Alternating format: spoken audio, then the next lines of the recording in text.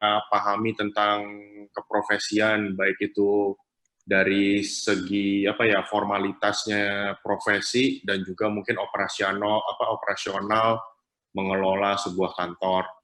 Mungkin mereka tanya seputar itu.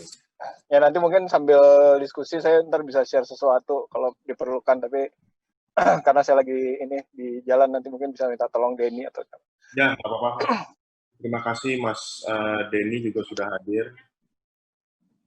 Ini ada teman-teman, ada Pak Denny juga dari PDW ya.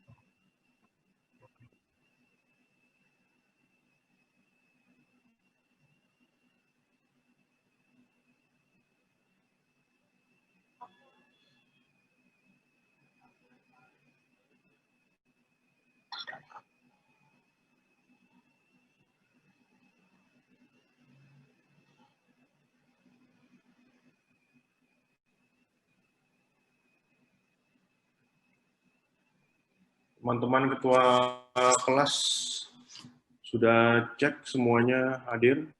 Edgar, Bobby, dan kelasnya Pak Firman, siapa ketua kelasnya?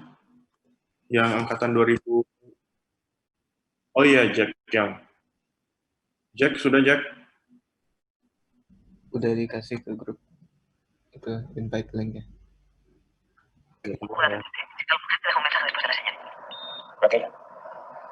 Raquel soy Ángela. Escucha, te pido que repites. El calentón, ¿no? Yo también me he pasado, pero nunca tenemos tú y yo, ¿no? Mira, ser un gilipollas, o lo que tú quieras, pero yo no soy el topo. Yo no soy el topo, coño. Me vas a joder la vida, Raquel.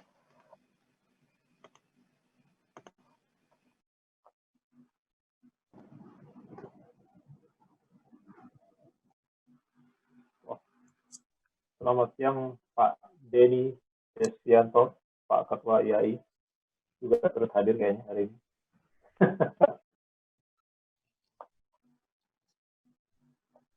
Dia yang profesional soalnya. sorry terlambat masuknya, sorry. Selamat siang semuanya. Selamat siang Bapak-bapak. Selamat siang. Nggak terlambat Mas.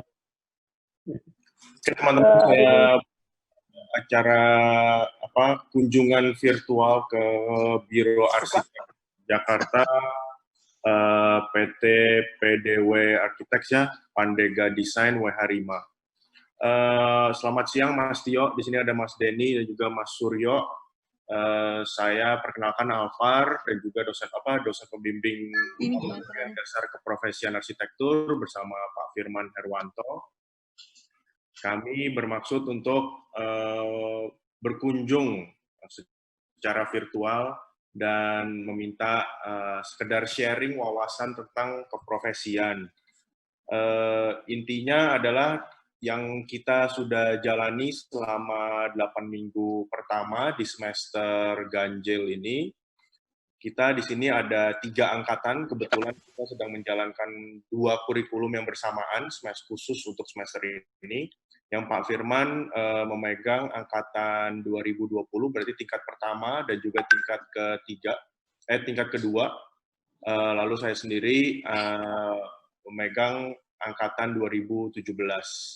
Yang ketiga angkatan ini mengambil mata kuliah dasar keprofesian arsitektur, dan 8 minggu pertama fokus terhadap apa sih itu profesi dari seorang arsitek, baik itu dari legalisasinya, syarat-syarat umumnya, tugas kerjanya apa, sampai sedikit mengetahui tentang sebuah biro arsitek, mungkin tata kelolanya, mungkin organisasinya, dibagi strukturnya bagaimana, tipe-tipenya ada apa saja. Nah, mungkin teman-teman mahasiswa di sini akan bertanya di sekitar itu, Mas Tio dan Mas Denny, Mas Suryo. Lalu jadi mereka juga bisa punya bayangan sih, karena mungkin di masa pandemi ini kita tetap bisa, dalam tanda kutip, jalan-jalan ke kantor arsitek, supaya tahu kurang lebih suasananya seperti apa kalau jadi arsitek, ya kan? Dan memang kita memilihnya ini kantor PDW yang memang sudah dikenal sebagai kantor ya Mas ya, karena banyak kita juga di Jakarta kantor arsitek ya kantornya ada yang tidak seformal seharusnya, mungkin banyak yang kantor kecil. Mungkin PDW ini adalah salah satu kantor yang boleh dibilang cukup besar untuk skala biro arsitek. Mungkin sedikit pembuka itu dari saya. Saya tahu mungkin di sini ada Mas Denny Devianto, juga selaku Ketua IAI DKI Jakarta. Ya, terima kasih Pak. Nah, di sini Mas Denny banyak berkiprah juga di bidang profesi. Lalu yang sekarang mengetahui sebagai Ketua IAI-nya DKI Jakarta, yang menjadi contoh dari satu Indonesia itu ya DKI Jakarta, yang jadi contohnya yang paling banyak masalahnya juga, saya tahu. Nah, jadi teman-teman juga bisa tanya, ini waktu yang tepat. Saya tahu juga mungkin Mas Tio memilih Mas Denny juga seputar keprofesian, ya kita mau kemana lagi kalau nggak kita bisa tanya-tanya kepada Ketua IAI DKI Jakarta. Mungkin segitu, mungkin Pak Firman mau menambahkan sesuatu, Pak? Cukup sih rasanya perkenalannya. Terima kasih sekali lagi saya sampaikan ke Mas Tio dan Mas Denny dan Mas Suryo sudah meluangkan waktu. Memang ini sifatnya adalah kunjungan virtual, jadi di awal semester dulu kita bahas ke arah mana kita mau ajak nih teman-teman mahasiswa untuk bisa ngelihat langsung gitu. Cuman karena pandemi memang semua kunjungannya harus secara virtual gitu.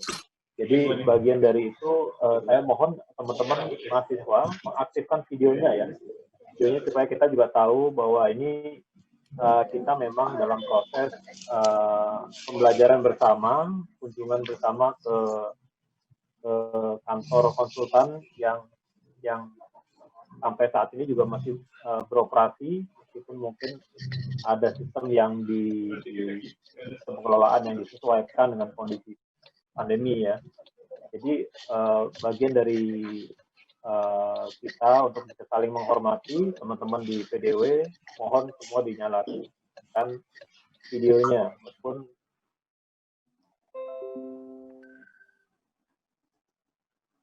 suaranya kalau Halo Pak Firman, putus ya? Mungkin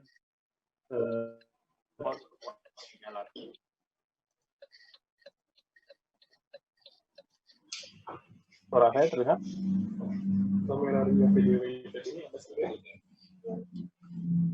Mulai.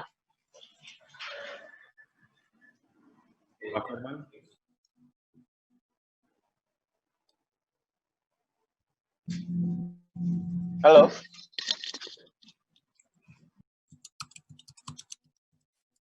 Pak Firman? Putus ya? Atau aku yang? Enggak, Mas Tio saya bisa dengar kok jelas. Oh, Pak Firman yang ini ya, hilang ya? Dia terlalu jauh. Firman yang hilang ya? Ya, dia di ini sih, di mana di Perancis. Oh iya di Prancis. Prancis beneran ya?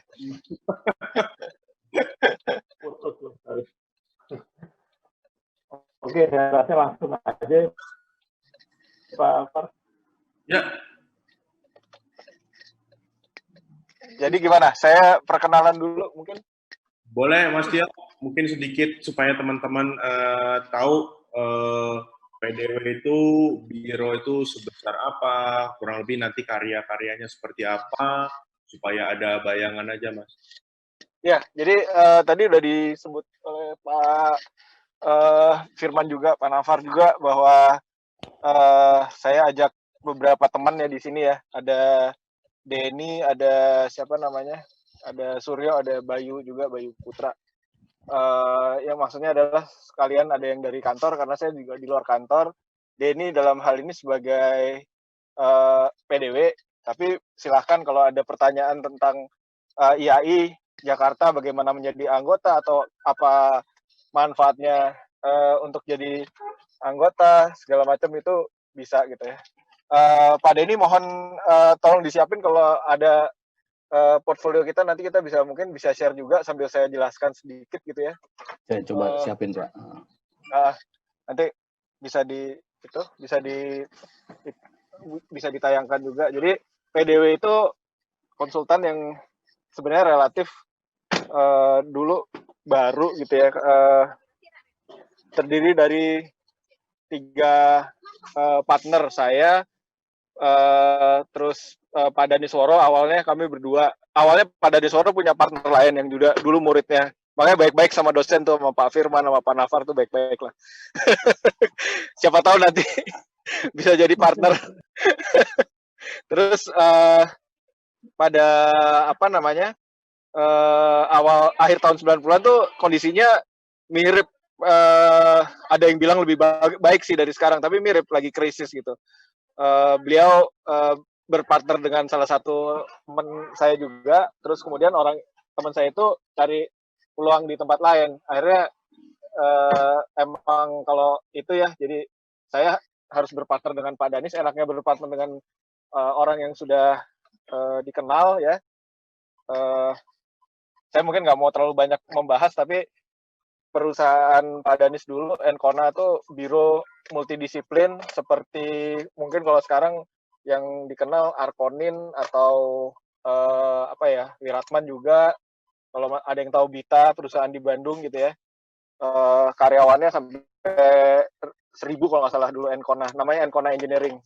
Nah itu sampai bubar gara-gara krisis yang Asian financial crisis gitu ya, kira-kira gitu. Nah hubungannya dengan PDW apa? Pak Danis waktu itu ingin bikin satu biro yang fokus gitu ke design profession di built environment. Built environment versus, saya selalu ngomong, built environment versus natural environment. Jadi lingkungan binaan. Lingkungan binaan itu apa aja sih ya? Kalau leadernya sih hampir selalu arsitek gitu ya. Kadang-kadang urban designer, kadang-kadang ini ya. Tapi kalau ini kan arsitek, artinya dia mengubah satu lingkungan alami jadi lingkungan binaan yang fokusnya di desain. Dan karena saya dan Pak Danis backgroundnya mirip di urban design, mulai proyek awal-awal tuh kantor kami sebenarnya masih studio ya. Tahun 99 mulai, tahun 2000 saya gabung, 2001 setelah pas 9/11 ada another crisis lagi ya, karena 9/11 itu. Padahal tapi Indonesia nggak kena yang 9/11 itu. 2001 mungkin teman-teman mahasiswa di sini masih banyak yang baru lahir ya tahun itu ya. Baru masih ini sekali. Itu juga cukup mengubah. Nah, saya 2001 itu kita masih sampai 2003 itu kita masih studio sebenarnya. Masih dalam bentuk studio. Artinya belum jadi biro seperti sekarang. Waktu saya di sana, saya mulai dengan beberapa orang. Nah, ini yang sebenarnya menarik ya, kalau di satu biro itu biasanya kan kita bikin biro sama teman-teman semuanya arsitek gitu ya, karena taunya arsitek ya, kadang-kadang ada graphic design, ada interior design. Tapi waktu saya gabung itu Pak Dhani sudah punya orang keuangan sama PM sama semacam project manager lah yang ngatur administrasi kantor. Nah, itu sebenarnya hal-hal itu yang harus dipelajari gitu, dan sebelumnya saya juga sempat kerja di developer, kerja di konsultan juga gitu. Jadi waktu gabung dengan Pak Dhani juga sudah punya pengalaman 5 tahunan lah kira-kira. Jadi pertama itu saran, kalau misalnya mendirikan biro ini kan mau bagaimana biro beroperasi kan juga salah satunya bagaimana mulai mendirikan biro. Itu artinya satu harus punya pengalaman dulu, magang lah sekarang yang IAI yang jadi salah satu jalan dari IAI ya. Nah, yang penting itu kalau kita lihat perusahaan besar lainnya kayak KPF gitu ya, dan Pak Dhani selalu bilang KPF salah satu partnernya itu bukan arsitek gitu, salah satu foundernya itu bukan arsitek, dia orang keuangan gitu ya. Jadi orang yang tahu tentang administrasi, saya juga nggak bilang nggak bisa semuanya arsitek gitu, ada banyak rekan-rekan kita yang semuanya arsitek gitu ya, tapi dari awal memang template PDW itu adalah satu perusahaan profesional dan menuju ke profesionalitas gitu ya. Profesionalitas artinya apa? Kita punya liability terhadap apa yang kita kerjakan gitu. Kalau arsitek sering dibandingkan dengan dokter atau profesi lain gitu ya, dokter, akuntan, penasihat hukum, itu mereka harus punya liability, tanggung jawab lah terhadap kalau arsitek karyanya bisa dipertanggungjawabkan. Kalau dokter, pasiennya bisa sembuh atau direferensikan ke dokter yang lebih spesialis atau bagaimana gitu. Kalau arsitek, ya kalau kamu ahli bikin rumah tinggal ya kamu harus atau mendesain, membuat satu karya ya harus ada liability-nya. Liability-nya sebatas apa ya? Sebatas sama skop pekerjaan arsitek. Artinya kalau ngitung strukturnya, kalau arsitek dulu ya masih bisa ngitung struktur rumah tinggal. Kalau misalnya proyeknya lebih kompleks, dia bikin misalnya ruko atau kantor gitu, bangunan kantor yang sederhana 4 lantai, 5 lantai, mungkin ya dia harus ngajak structure engineer sama structure engineer dan MEP engineer gitu misalnya. Jadi di awal ya kita punya satu template yang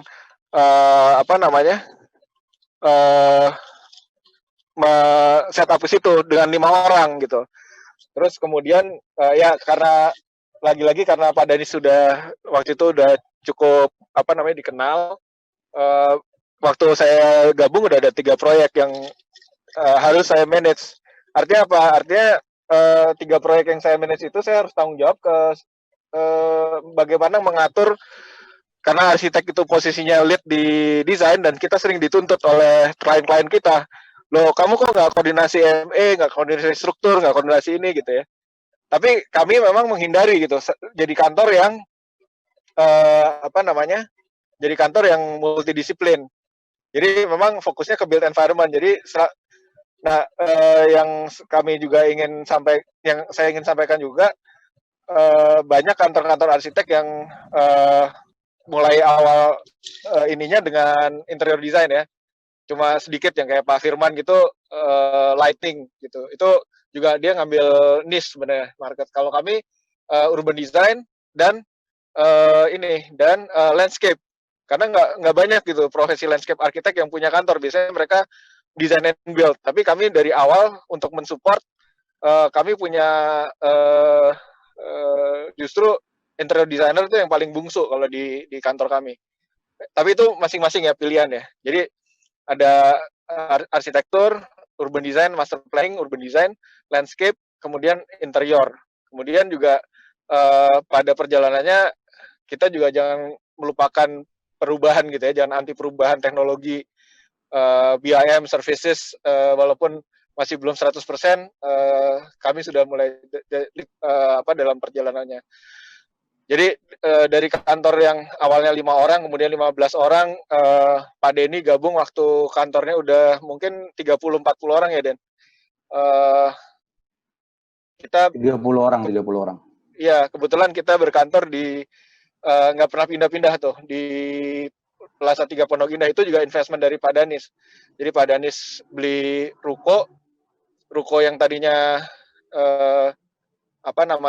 ruko yang tadinya 3,5 lantai dipakai hanya 1 lantai, lama-lama penuh, terus kemudian akhirnya kami beli ruko sebelah gitu, nyewa ruko terus beli ruko sebelah, udah sempat punya ini juga, tapi nggak jadi dibangun karena satu dan lain hal. Kami memutuskan untuk tetap di sini karena di komersial area ya, kami udah ada rumah yang mau dijadikan kantor, tapi karena satu dan lain hal lebih praktis di ruko ini, akhirnya jadi kami sekarang berkantor di satu rukonya Pak Danis yang kami sewa. Jadi kalau kita bilang profesional, kita harus juga walaupun itu punya salah satu founder, kita juga sewa ke dia karena ini semuanya dilakukan atas dasar profesional ya, termasuk juga pemakaian software. Misalnya yang dulu awal-awal yang konsultan yang softwarenya bisa diaudit atau diaudit bukan karena ketahuan, tapi kita udah beli duluan, itu ya kami gitu. Karena kami kalau kita mau dihargai sebagai seorang profesional atau firma profesional, ya kita harus juga menghargai karya orang lain lah, kasarnya begitu. Jadi ada sisi etik dari situ. Terus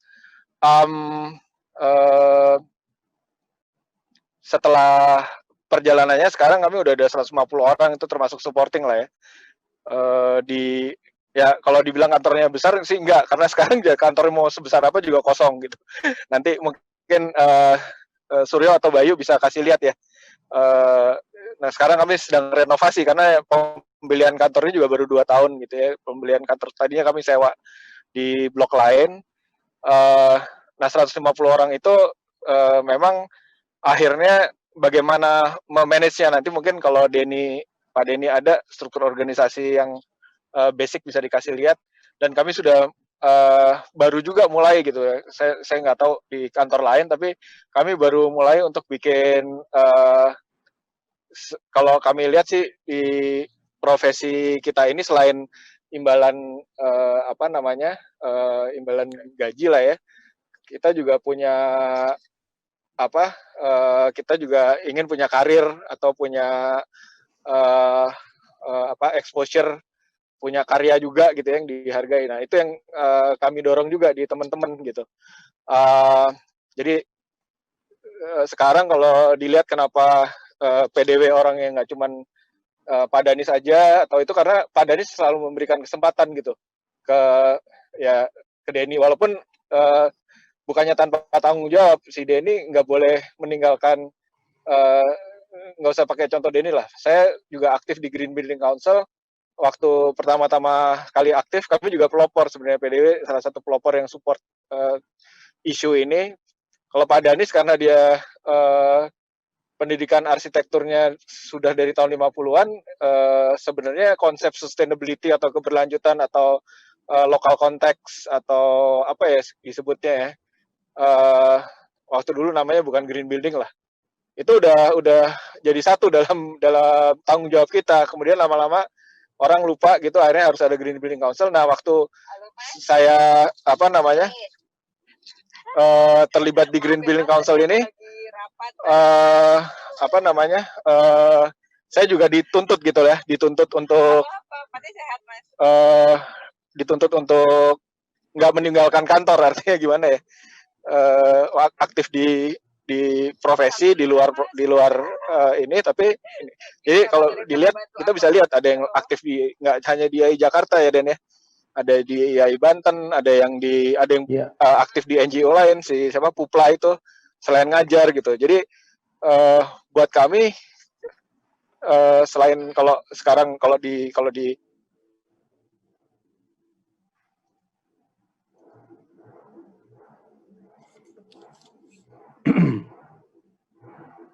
Mungkin Pak Tio hilang sinyal karena masih di jalan, Pak. ngebedah orang juga kan bahaya gitu ya. Sama sebenarnya arsitek. Dedi ada yang mau ditambahin, Den? Kira-kira itu dulu dari saya untuk awal Udah, gitu ya. Kayaknya nggak apa-apa itu dulu. Nanti kalau ada Nggak, pertanyaan. kamu bisa ini nggak? Saya lagi agak ini untuk struktur organisasi atau apa, bisa tolong ditampilkan nggak tadi yang portfolio atau apa? Tolong diceritain, Den.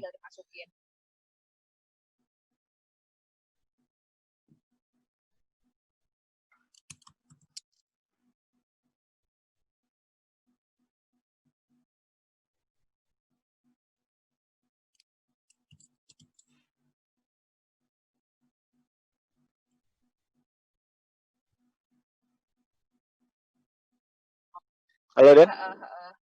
Denny? Boleh. Mungkin size. Oh, Denny jadi hilang ya? Mungkin Suryo bisa kasih lihat kantor kita atau Bayu sambil ngomong supaya kelihatan di sini. Videonya di. Pak, saya baru dapat ini yang download yang ini terakhir struktur organisasi terakhir nih. Coba tolong dijelaskan gimana kita. Oh ya, tadi tolong dijelaskan divisi arsitektur, kenapa arsitektur lebih besar dari urban design yang foundernya dan lain-lain. Iya, nanti coba saya lagi buka nih sebentar ya Pak.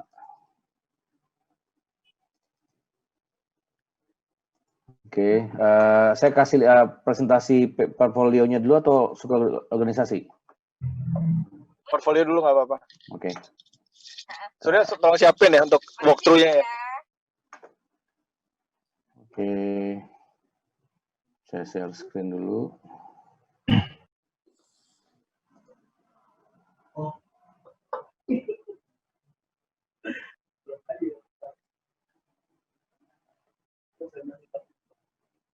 Oke, kelihatan? Sebentar saya ini dulu.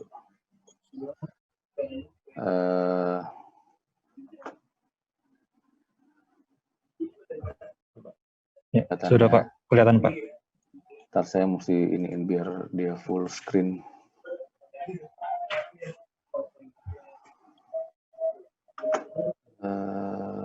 Sebentar.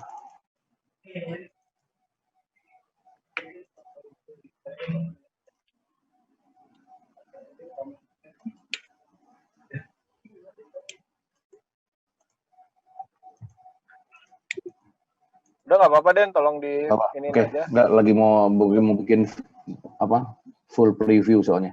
Oke, melanjutkan yang tadi Pak Tio sampaikannya, ini sedikit sekilas mengenai portfolio PDW ya. Jadi Pak Tio tadi udah cerita, mungkin yang ini saya lewatin aja ya. Ini mungkin saya cuman sedikit tambahin aja di sini bahwa sekarang di PDW ada 6 direksi ya. Jadi yang 3 tadi partner, Pak Tio, Pak Ciko, dan Pak Danis. Terus ada tambahan saya sama Pak Gito dan Pak Didon. Pak Gito ini yang mengurusi urban design, sedangkan Pak Didon ini yang mengurusi interior design. Nah, saya sedang mengurusi arsitektur, tapi untuk yang technical ya, arsitektur yang project lah. Nah, oke. Lanjut, ini contoh proyek-proyek yang pernah kami bangun. Jadi di sini bisa kita lihat, di sini ada kami berkolaborasi dengan arsitek asing, meskipun isinya orang Indonesia. Ini proyek Telkom Landmark Tower di Jakarta, dan ini arsitek asingnya dari San Francisco. Terus ini Telkom yang bawah lagi, ini Unilever. Ini kalian bisa lihat semua di BSD ya. Ini kami berkolaborasi dengan AEDAS Singapura. Dan ini konsep kami untuk Bumi Putra di Setiabudi, cuman sekarang on hold. Terus ini juga sama proposal kami untuk di hotel di Tangerang. Terus ini yang sudah terbangun, bisa dilihat di Jalan Sudirman, IFC Tower, atau sekarang namanya ada Sinhan Bank, di bawahnya ada tulisan Kaplan ya, jadi miliknya Kaplan. Ini sebenarnya ada 2 tower, cuman yang baru terbangun 1, yang satu lagi kalau bisa dilihat di bawah ini dia nempel dia nempel di bawah, tapi sebenarnya ini harus dibongkar dan nanti akan ada tower lagi satu lagi. Saat ini masih tahapan konsep. Dan ini juga yang sudah terbangun di Jalan TB Simatupang. Ini juga kami kolaborasi dengan asing ini tahun 2010 ya.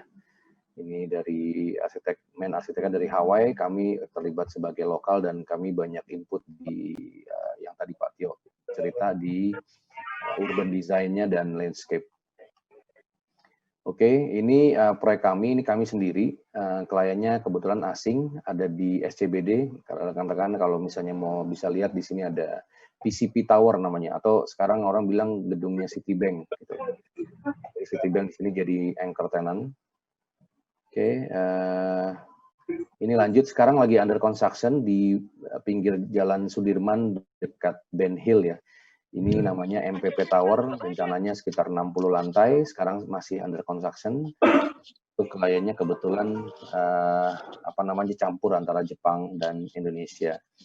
Jadi saya interrupt sedikit ya, Pak Denny. Jadi kami selain belajar, selain dengan pengetahuan belajar dari senior, misalnya kalau di kantor kami kan ada Pak Danis, kemudian kenapa dulu salah satunya Denny direkrut karena emang di masa-masa awal selain yang tadi administrasi, kita juga perlu orang yang tahu teknis detail gitu ya. Dan salah satu cara pembelajarannya adalah jadi lokal arsitek gitu. Tapi kita juga punya strategi, jangan terus-terusan jadi lokal arsitek. Sekali-sekali kita juga mau jadi international arsitek. Mungkin nanti bisa dilihat di portfolio PDW bahwa kita ada beberapa proyek juga di luar negeri yang kita jadi international arsitek. Tapi poinnya adalah walaupun kita sudah masuk ke dunia profesi, kita tiap waktu gitu sampai sekarang pun kami masih banyak belajar gitu ya, karena teknologi berkembang cepat gitu. Terus kemudian kita juga banyak belajar sistem metode dari kontraktor, dan kita juga harus punya pengetahuan, terutama pengetahuan lokal, tidak hanya tentang peraturan. Itu juga salah satu hal yang kami unggulkan gitu ya, tahu aturan tata kota terutama di Jakarta dan di beberapa kota lain. Tapi juga di kondisi iklim kita, alam kita. Kalau kita bicara sama kontraktor Jepang misalnya atau kontraktor dari Cina, mereka nggak curah hujan gitu, nggak banyak. Itu kita juga belajar dari pengalaman gitu ya. Pernah kita ngedesain satu bangunan, saya lupa bangunan yang mana, itu ternyata hitungan air yang jatuh di fasad, kan nggak kebayang kan, air kita bayangkan air tuh hanya di permukaan yang horizontal, ternyata di permukaan yang vertikal karena nggak dihitung sampai kanopinya tuh kebanjiran, dan arah kanopinya itu, hal-hal seperti itu tuh nggak perlu nggak perlu S2, tapi itu kalau kita sebut street smartnya hal-hal praktis yang harus kita ketahui gitu loh, yang kita sebagai arsitek sering lupa.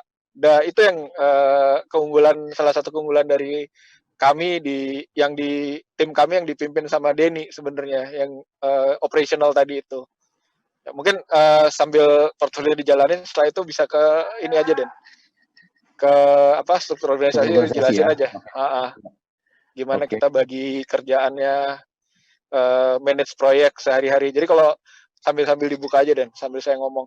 Jadi kalau Pak Danis ada 3 fungsi di biro itu. Satu, orang yang nyari kerjaan. Orang nyari kerjaan dalam hal ini marketing, tapi marketing kita tuh nggak bisa, saya nggak tahu ya kalau biro lain ya, tapi marketing kita tuh ya harus arsitek juga, karena kita harus bisa, dan yang market harus bisa ngomong sama owner. Biasa owner tuh macam-macam kan, ada yang owner langsung yang punya proyek, ada PM-nya, ada arsiteknya owner, ada segala macam lah. Jadi marketing masih kita jalankan, hampir kita jalankan sendiri. Artinya saya, partner saya Ciko, Pak Dani sudah jarang, terus Denny juga kadang-kadang. Kemudian ada fungsi orang nyari proyek, ada fungsi orang yang di kantor, artinya ngerjain proyek. Ya seperti kalau contohnya Denny sekarang ya direktur operasional, ya itu ngelihat bahwa gambar dari desain, dari konsep sampai jadi dokumen gambar kerja itu semuanya dalam satu karena tadi ya tanggung jawab liability, dalam satu sistem gitu. Nggak bisa kita dalam satu proyek gitu, dalam satu ekosistem, dalam satu proyek kita saling nyalahin, apalagi kalau udah multidisiplin, ada landscape, ada urban designer gitu ya. Berantemnya itu atau diskusinya itu di dalam gitu ya. Jangan sampai kita keluar ke klien dengan interior, dengan landscape, dengan itu di depan klien berantem gitu. Jadi memastikan operational. Jadi yang kedua itu tadi yang memastikan bahwa kerjaan dikerjakan gitu ya. Terus yang ketiga manage the office yang tadi saya bilang. Jangan sampai 3 partnernya itu semua fokus ke arsitektur, ke desain gitu. Nggak masalah juga sebenarnya kalau bisa nyewa orang finance, orang HRD, orang keuangan, itu salah satu sisi penting gitu ya. Jadi man di office lah istilahnya gitu. Jadi nanti terrefleksi di dalam struktur organisasi. Tolong Dan, udah bisa di share belum?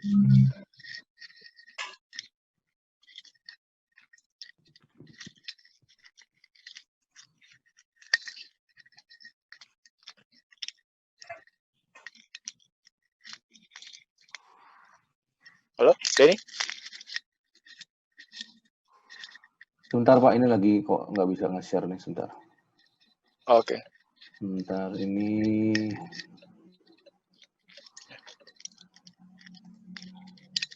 Tolong dijelasin, Dan. Oke.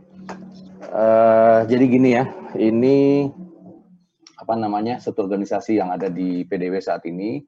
Jadi kalau bisa kita lihat di atas, BOD-nya itu ada Pak Danis ya, prinsipalnya Pak Danis, Pak Tio, dan Pak Ciko. Terus Pak Tio di sini posisinya di root atau President Director. Terus di bawahnya ada 2 director, satu Pak Ciko. Pak Ciko juga apa namanya, prinsipal ya, jadi pemegang saham. Terus itu membawahi desain sama marketing. Jadi urusan dengan misalnya bangunan, ada kami full design dari tidak ada asing ya, kita desain dari nol sampai akhir. Itu biasanya yang handle di tahapan desain sampai dengan skematik itu Pak Ciko. Nah, terus tugas saya adalah saya di sini Director Operation sama Project. Jadi begitu tahapan desain sudah melewati skematik, sudah mulai masuk ke perizinan dan desain development, saya sudah mulai masuk di situ dengan tim saya di bawah. Nah, saya membawahi beberapa arsitek di sini ya. Terus juga ada beberapa support kayak misalnya BIM, terus apa namanya drafter, itu under saya. Nah, terus lanjut ke sebelah kanan itu ada namanya associate director untuk bidang urban design. Di sini ada urban design, di sini direkturnya Pak Gito, dan juga interior design direkturnya Pak Didon. Nah, masing-masing divisi ini membawahi beberapa bidang juga. Nah, ada lagi untuk membawahi administrasi itu general manager, support operation. Jadi yang membawahi GA, membawahi HRD, keuangan itu nanti reportnya langsung ke Pak Tio. Itu ada general manager ini Pak Budi ada di sini. Nah, kalau di sini kenapa struktur organisasi arsitektur sebenarnya paling besar porsinya, karena memang jumlah proyek dan jumlah orang yang harus terlibat dalam proyek memang lebih besar di arsitektur. Dan kalau bisa dilihat di sini, kenapa jumlah pasukannya Pak Ciko dan saya berbeda, karena memang kalau di desain, tahapannya mungkin orangnya tidak perlu terlalu banyak, tapi begitu udah sampai pengembangan desain, itu orangnya perlu lebih banyak, makanya yang report ke saya lebih dibanding report ke Pak Ciko. Dan kalau kita lihat di divisi lain, divisi interior dan divisi urban juga memang lebih orangnya relatif lebih sedikit dibanding arsitektur, karena memang mungkin pekerjaannya secara waktu untuk urban design itu dia lebih cepat. Tapi kalau untuk interior memang saat ini kami belum terlalu banyak pekerjaan interior. Jadi memang kenapa jumlah personal yang terlibat tidak terlalu banyak. Dan kalau dilihat paling kanan itu support. Jadi yang bisa, yang tadi Pak Tio terangkan, jadi kenapa ada arsitek, juga ada satu lagi yang bukan arsitek gitu loh. Nah, yang mensupport semua kegiatan arsitek, yang bisa membuat arsitek bisa bekerja dengan fokus, itu kan salah satunya karena disupport oleh bidang yang lain ya, ada administrasi, ada keuangan, HRD dan lain-lain. Nah itu ada di sebelah, di paling kanan. Memang ya organisasi ini kami coba membuat tidak besar sebenarnya, tapi kami coba efisien. Jadi semua ada, kalau bisa misalnya, tapi tidak terlalu banyak gitu loh. Jadi kami tetap mencoba slim meskipun pada kenyataannya susah juga slim kalau misalnya proyeknya pas lagi banyak ya. Karena nggak mungkin juga kita melimpahkan satu orang untuk ngerjain 5 project misalnya gitu kan, juga nggak mungkin, nggak akan bisa fokus gitu loh. Jadi ini lebih kurang struktur organisasi yang bisa kami share di sini. Kalau ada yang ingin ditanyakan boleh. Tapi ini terus terang aja ini masih dinamis ya, masih kemungkinan masih bisa berubah. Gitu. Ya tambahan dari saya sebenarnya yang tadi tersirat dalam ininya Denny, presentasinya Denny itu adalah kami di arsitektur tuh karena memang pekerjaannya banyak dan besar, kami bagi tiga divisi. Jadi ada divisi, ada masing-masing ada PM-nya. Jadi ada yang manage ininya, ada yang manage kantor secara keseluruhan itu Denny, ada yang manage proyeknya si masing-masing divisi ini. Jadi kalau di arsitektur kami ada 3 sekarang, karena ukuran ininya, volume proyeknya sampai sebelum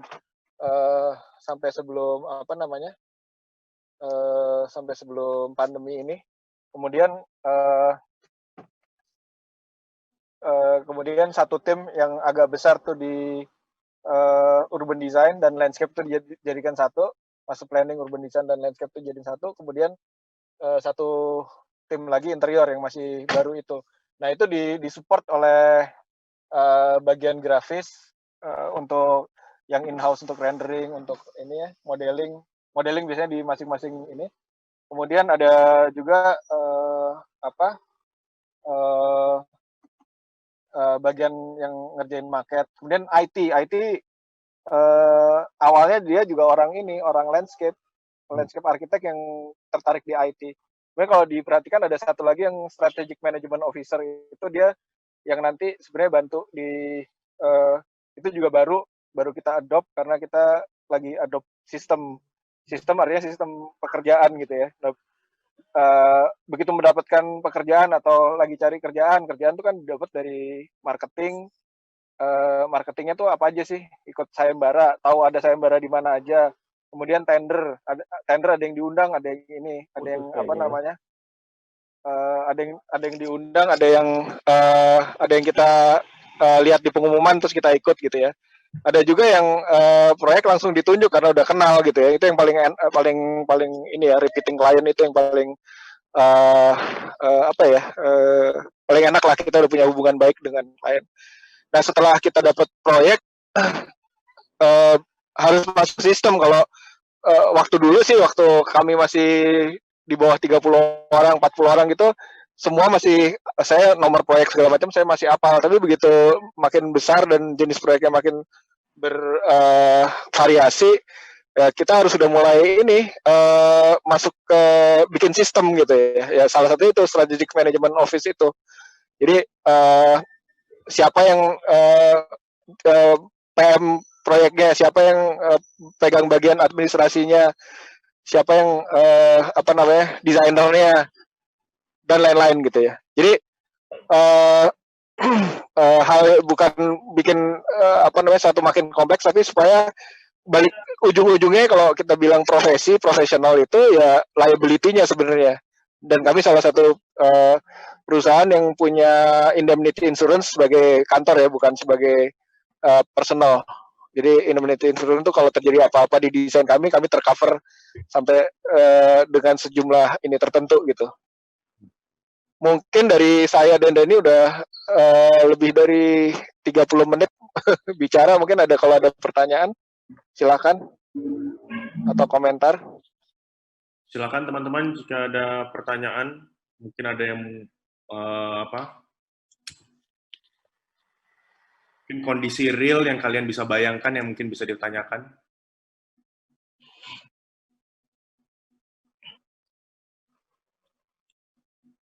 Mungkin kalau teman-teman mungkin masih mikir mau tanya apa gitu kan, mungkin saya bantu ya, bisa bantu kalian misalkan. Nah, mungkin kebetulan kita ada struktur organisasi di depan kita, mungkin Pak Tio atau Pak Denny bisa bantu. Misalkan kalau ada tipe project yang tadi Pak Tio bilang, mungkin ada satu tender, satu yang dipilih oleh klien langsung, atau mungkin satu marketing atau sayembara misalkan.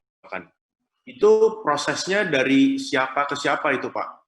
Dari apakah presiden director selalu ikut campur atau tidak, tipe-tipe project, dan dari atas ke bawahnya gimana itu? Mungkin teman-teman jadi sadar gitu. Kalau di kami, karena waktu dulu awal sih saya selalu terlibat di sayembara.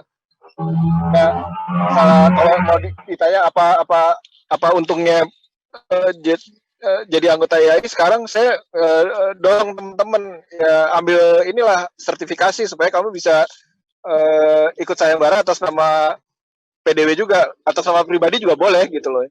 Jadi kalau dilihat kami pernah ikut sayembara, terus pernah salah satu batu loncatan juga sih sayembara, karena dulu Pak Danis kan dikenalnya sebagai master planner urban designer. Jadi orang belum punya trust untuk kasih kerjaan arsitektur sebenarnya. Nah, waktu itu kami sempat menang sayembara, ada 2 tim yang satu juara 1, satu juara 3 kayak gitu. Terus waktu awal berapa tahun yang lalu juga ada. Jadi kami beberapa kali ikut sayembara tuh nggak hanya satu tim dan nggak harus presiden direktur yang lead gitu, walaupun semua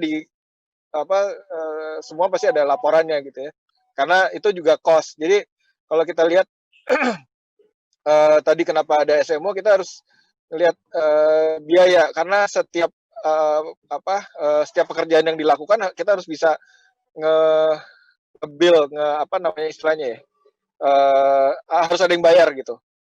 Jadi marketing pun pasti dibayar oleh proyek yang sedang jalan gitu. Jadi dalam menentukan fee sebenarnya harus sudah masuk ke situ komponen tenaga orang, gaji dan lain-lain. Dan kita kan bukan buruh ya, jadi harusnya sih kompetensinya lebih tinggi dari buruh. Sayangnya kan penghargaannya belum.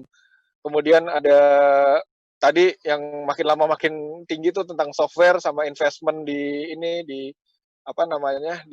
IT, terutama di saat-saat seperti ini. Akhirnya kita harus sewa server lah, nambah ini dan lain-lain. Tapi ini udah jauh dari pertanyaan ya. Kembali ke sayembara, kita sebenarnya punya satu yang tidak terlihat di struktur organisasi, board of design gitu ya. Jadi kalau ada desain apapun, baik sayembara maupun project, dibicarakan di situ. Ada kesulitannya apa, antisipasi kesulitannya. Kesulitan itu kan bisa dari kondisi alam, bisa dari pengerjaan, metode, dari desain gitu ya.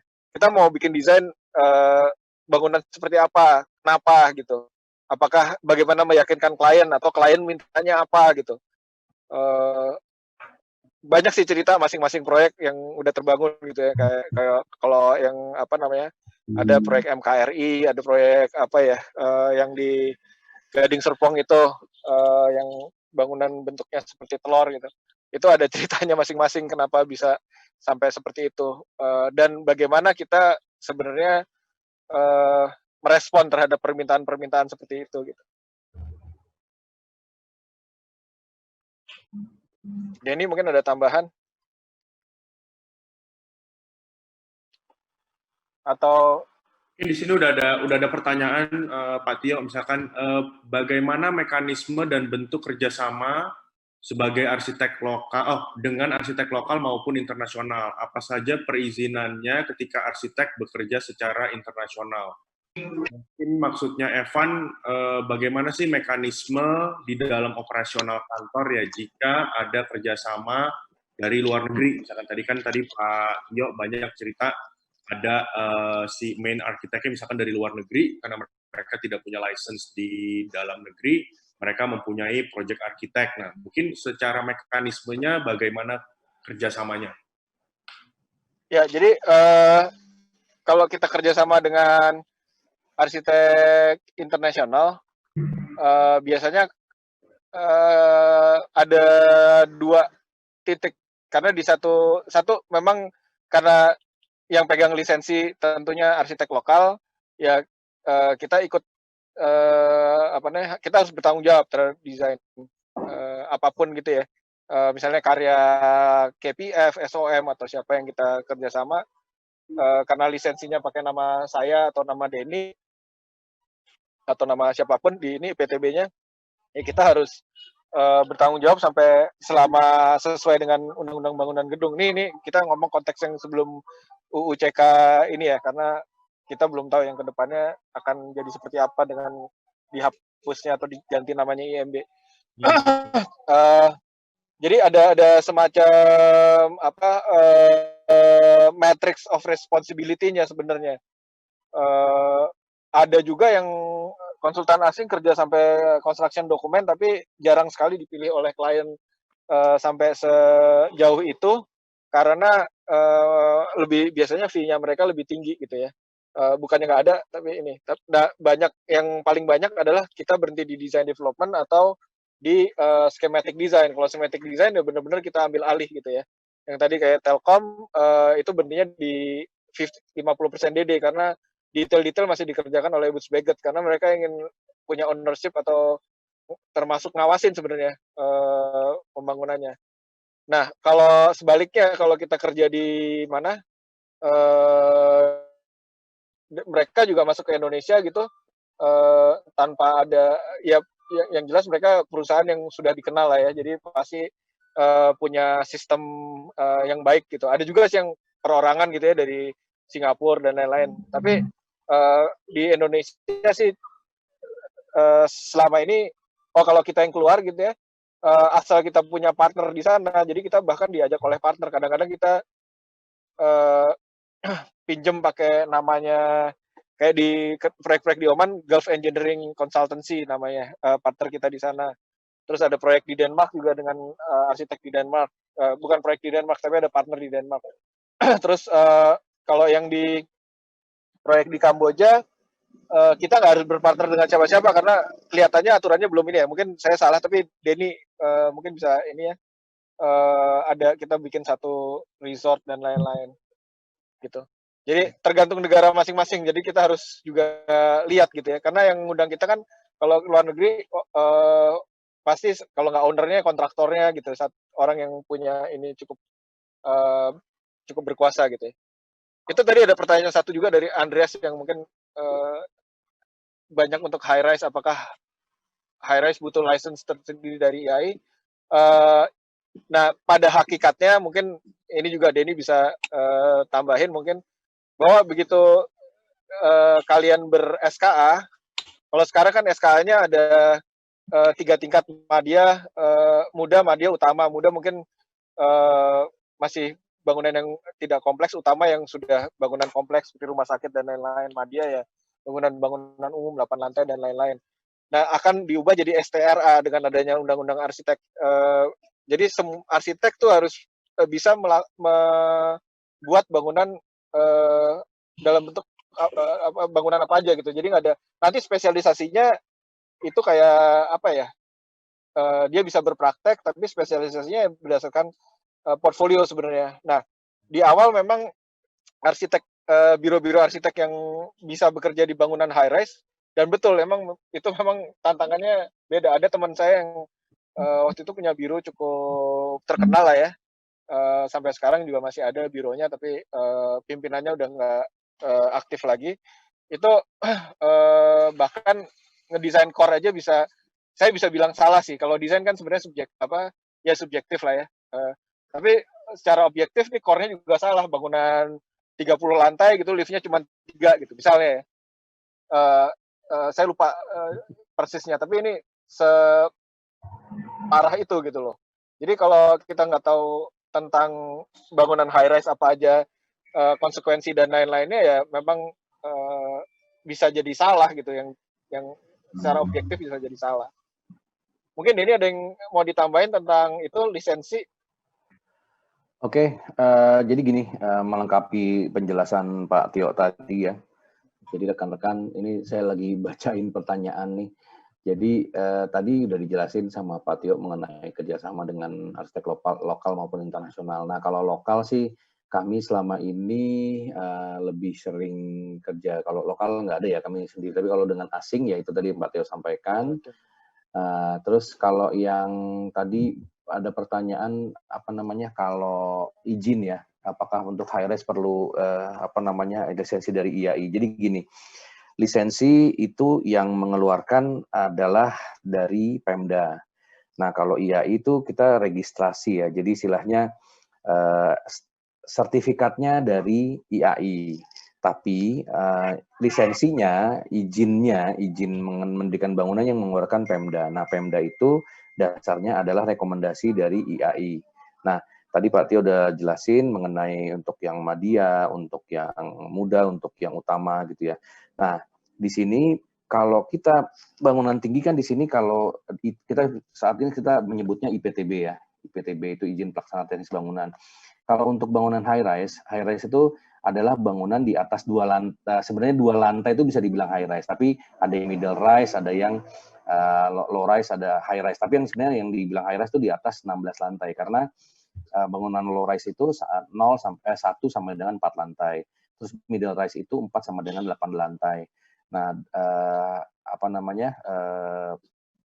high rise itu sebenarnya di atas 16 sebenarnya. 16 itu udah high rise ya.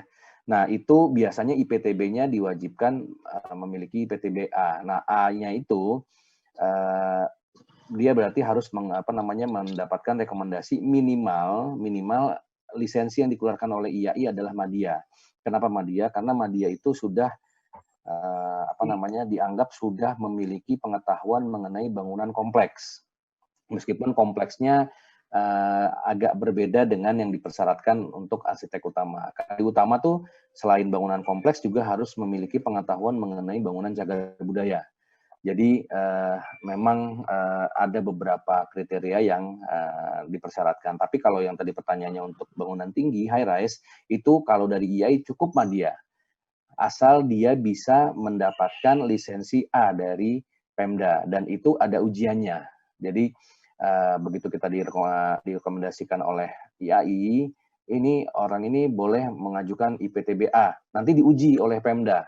Nah, kalau Pemda menyatakan oke, dia layak mendapatkan A, keluar lisensi A. Tapi banyak juga yang orang-orang yang saya kenal, mereka mengajukan A, kita juga menganggap mereka dari IAI menganggap mereka sudah layak A gitu. Tapi begitu pas diuji di Pemda, dianggap belum layak, jadi turun ke B gitu loh. Jadi yang direkomendasikan ternyata belum itu, mungkin karena gugup, bisa jadi karena gugup, mungkin karena pertanyaan mereka tuh sangat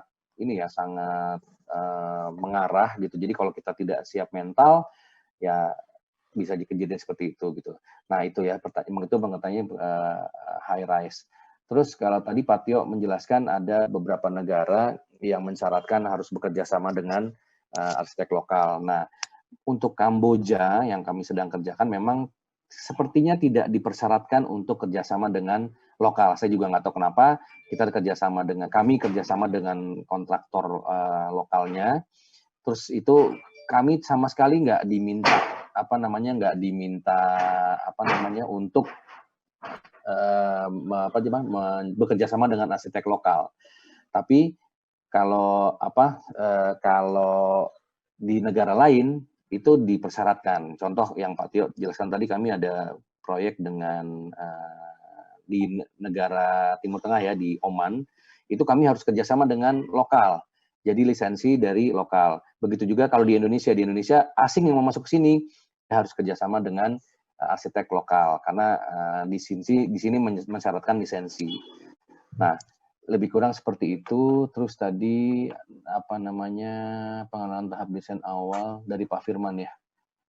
Ada tahapan awal mengerjakan satu proyeknya atau menolak proyek. Nah, menolak proyek karena tidak visible secara peraturan. Jadi dibilang menolak juga enggak kali ya. Jadi kami sampaikan, Pak, misalnya Pak atau Bu gitu ya, kita dipanggil gitu, misalnya sama kami dipanggil oleh misalnya calon klien gitu. Ini ada proyek gini, wah ini tidak visible gitu loh. Nah, kami paparkan bukti-buktinya. Jadi misalnya gini, ini secara aturan tata kota seperti ini. Misalnya dia peruntukannya hunian, dia ingin diubah peruntukannya jadi apa? Oke, kami sampaikan mungkin bisa, tapi harus melalui tahapan ini gitu loh.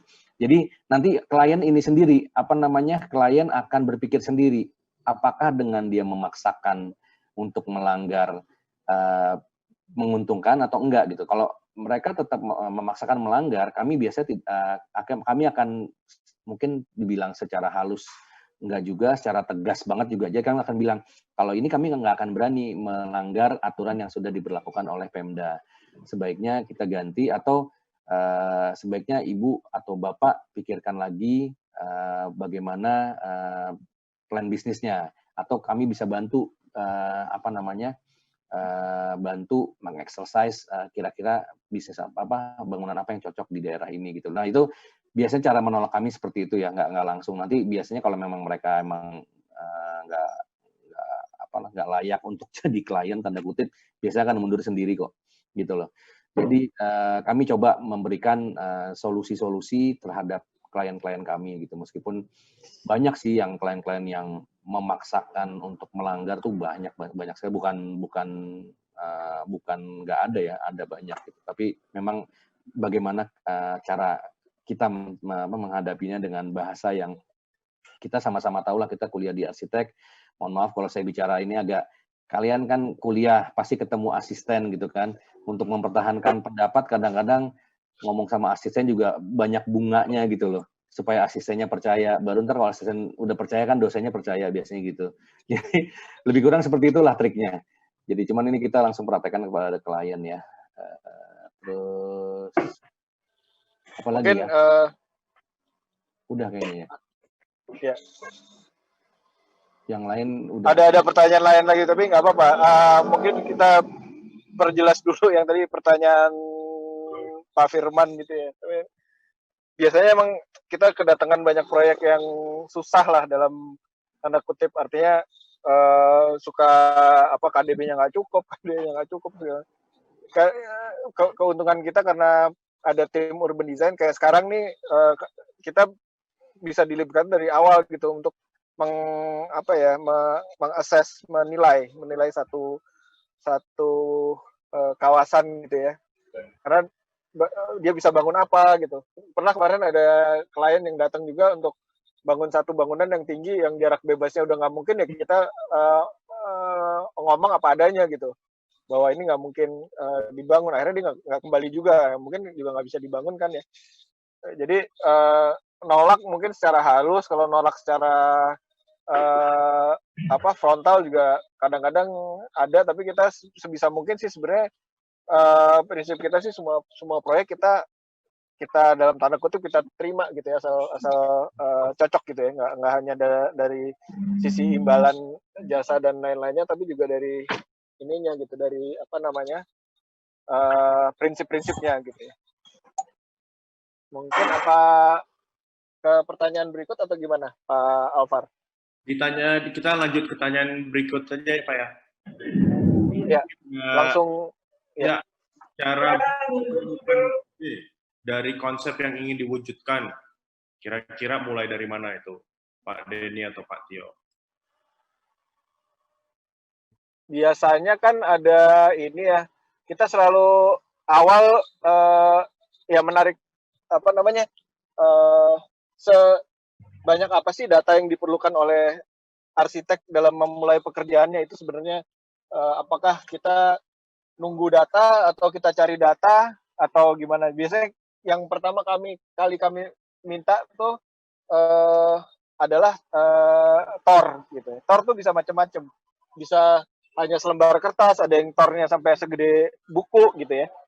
Tapi yang pasti kita salah satu ininya adalah kita punya ini punya acuan awal dulu. Sebenarnya yang paling penting itu program. klien kita mau bikin apa sih, mau bikin rumah, mau bikin mall, mau bikin hotel gitu. Terus abis itu dikejar terus, dikejar tuh artinya ya kalau hotel misalnya harus ada operatornya, kalau rumah sakit harus ada operatornya juga gitu. Kalau mall mau seperti apa. Jadi pasti TOR itu dilanjutkan dengan pertanyaan-pertanyaan selanjutnya gitu loh. Nah, yang kedua yang penting juga batas lahan, tapi batas lahan tidak harus dari, kalau untuk tahap awal sekali ya, dari survei topografi, bisa juga kita ambil dari datanya Pemda. Itu satu pertanyaan sebelum mulai desain gitu ya. Begitu mulai desain ya kita kan bergeraknya dari tadi itu, dari awalnya dari TOR itu kan. Kita harus tahu dulu apa, jangan dia mau bangun hotel bintang 3 kita desainnya bintang 5 atau sebaliknya gitu. Jangan sampai dia mau bikin mixed use kita kasihnya ini. Jadi kadang-kadang juga di dalam satu pekerjaan kita bisa mengeluarkan sampai 10 opsi gitu kadang-kadang ya. Tapi kalau saya pribadi sih saya jarang ngasih opsi banyak-banyak, karena opsi banyak-banyak pasti ini dari pengalaman juga ya, dari pengalaman berapa tahun praktek pasti balik ke opsi yang pertama gitu. Karena biasanya kami arsitek berpikir opsi yang pertama itu adalah yang udah dipikirkan baik-baik bagus, tapi kadang-kadang nggak puas gitu klien kalau nggak puas. Jadi dalam menentukan desain balik lagi ya ini dulu pakai prinsip-prinsip dulu, prinsip-prinsip apa yang kita pegang. Kalau misalnya di kami kan salah satu prinsipnya adalah sustainability. Kami baru menerbitkan buku juga 2 tahun yang lalu, Beyond Building, itu prinsip-prinsip kami dalam mendesain gitu ya. Jadi dalam memulai pekerjaan kami ini selalu berpegang pada prinsip itu. Bagaimana yang concernnya Pak Dhani sampai sekarang itu bagaimana bangunan gitu, kalau kita bicara high rise tadi ya, bagaimana bangunan ketemu sama tanah gitu, apalagi high rise. Karena kan high rise kan kalau bangunan 2 lantai misalnya penghuninya 10 orang, tapi begitu bangunannya 30 lantai dikali 15-nya 150 orang. 150 orang tuh mempengaruhi ground level yang sama gitu. Nah, dari situ terus berkembang pertanyaan dan desain gitu. Jadi desain kan memberikan solusi ya ke satu masalah. Nah, kalau misalnya ada yang tertarik sama ada pertanyaan tentang itu, saya juga bisa cerita sih gimana desain ini, gimana desain itu kalau saya terlibat ya dalam satu ini. Tapi ya pertanyaan ini saya hanya bisa jawab umum, kecuali kalau Denny ada tanggapan lain. Atau Suryo mau bagi pengalaman tuh. Ya, TOR itu terms of reference, KAK, kerangka acuan kerja. Sorry, saya pakai singkatan. Yang pegang kendali dari desain itu setiap project itu siapa itu, Pak Denny? Atau dia selalu dari board of design-nya, atau ada tim di dalam project yang punya wewenang? Iya Pak Alvar, makasih Pak, pertanyaan bagus.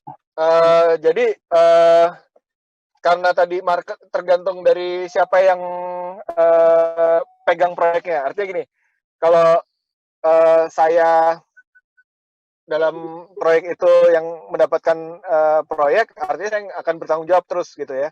Misalnya ke klien, ke klien saya yang akan dikejar, akan dicari kliennya gitu ya. Kita punya misalnya proyek dengan Ciputra gitu. Nah, di sisi lain di board of design itu ada Ciko, ada Pak Ciko, ada Pak Denny, ada tadi itu ada Pak Danis segala macam yang akan ngasih masukan gitu loh. Tapi tetap nanti desainnya dipegang oleh ada arsitek projectnya. Arsitek project itu yang, makanya kami dalam melakukan project tuh nggak pernah yang namanya tuh Denny aja atau Tio aja, karena memang di kami itu selalu ada tim desain gitu ya. Jadi satu desain itu nggak dikerjakan oleh satu orang saja gitu. Kalau menjawab pertanyaan itu tentunya director in charge gitu misalnya. Tapi begitu direkturnya nggak pegang proyek itu, ininya misalnya direkturnya nggak pegang proyek itu, ya ini langsung PM. Jadi selalu ke bawahnya, tapi selalu tergantung proyek itu atau ownernya tuh kenal atau tahu dari siapa gitu. Ya. Nah, jadi nggak satu orang yang bertanggung, tapi liability-nya akhirnya jatuh di, kalau di Jakarta ya pemegang IPTB sebenarnya ya. Oh, oke. Teman-teman jelas nggak itu? Mungkin pertanyaan terakhir sebelum kita walk through ya. Kan kantor besar itu bagaimana menghindari miskomunikasi? Bagaimana tuh struktur komunikasi? Jadi itu memang sering terjadi gitu ya, antara tadi kerangka acuan kerja atau TOR dengan ini kenapa ya warnanya, apalagi kalau arsitektur yang banyak subjektifnya gitu. Kenapa kamu dinding ini warnanya merah? Kenapa bentuknya kayak gini? Kenapa fasadnya gini? Ya tim proyek itu harus bisa menjelaskan gitu. Cara paling gampang untuk cara paling efektif untuk menghilangkan miskomunikasi adalah dengan komunikasi tentunya. Nah, dengan keadaan sekarang kayak gini, kami memang masih setelah PSBB agak dilonggarkan, emang masih ketemu di kantor gitu ya. Tapi emang kami perbanyak awal desain, tadi kalau balik ke situ, ya kita biasanya pakai desain charrette. Oke, keluar berapa opsi gitu.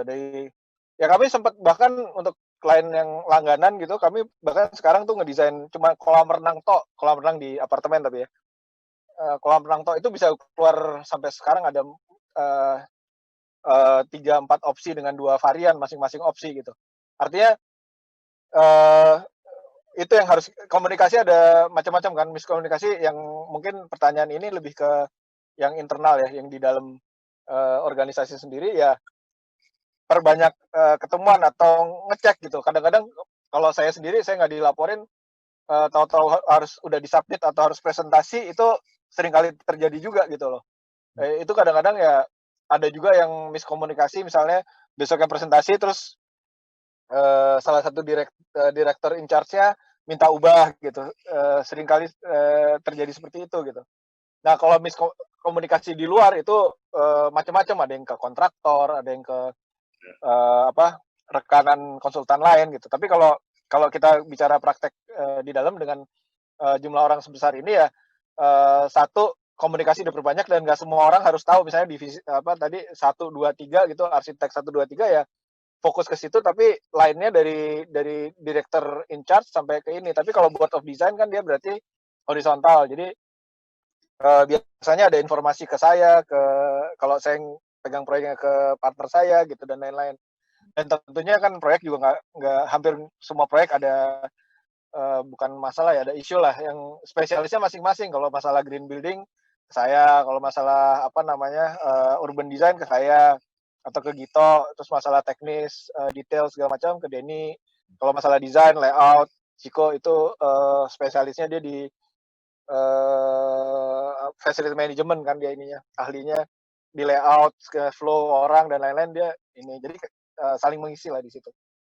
Mungkin itulah kira-kira. Terima kasih Pak Tio. Denny mungkin ada tambahan nggak? Enggak Pak, masalah sama komunikasi. Enggak, siapa tahu ada tambahan. Udah dijelasin semua. Baik Pak Denny, kita mau ke Mas Suryo ya, mau walk through. Iya, boleh. Ya, Suryo, udah siap? Nanti teman-teman punya banyak pertanyaan lagi, teman-teman langsung lempar pertanyaan di kolomnya. Kamu di mana, Suryo? Di B5 apa B6? Saya di B6, Pak, di lantai 3. Oh, dari atas, ya udah.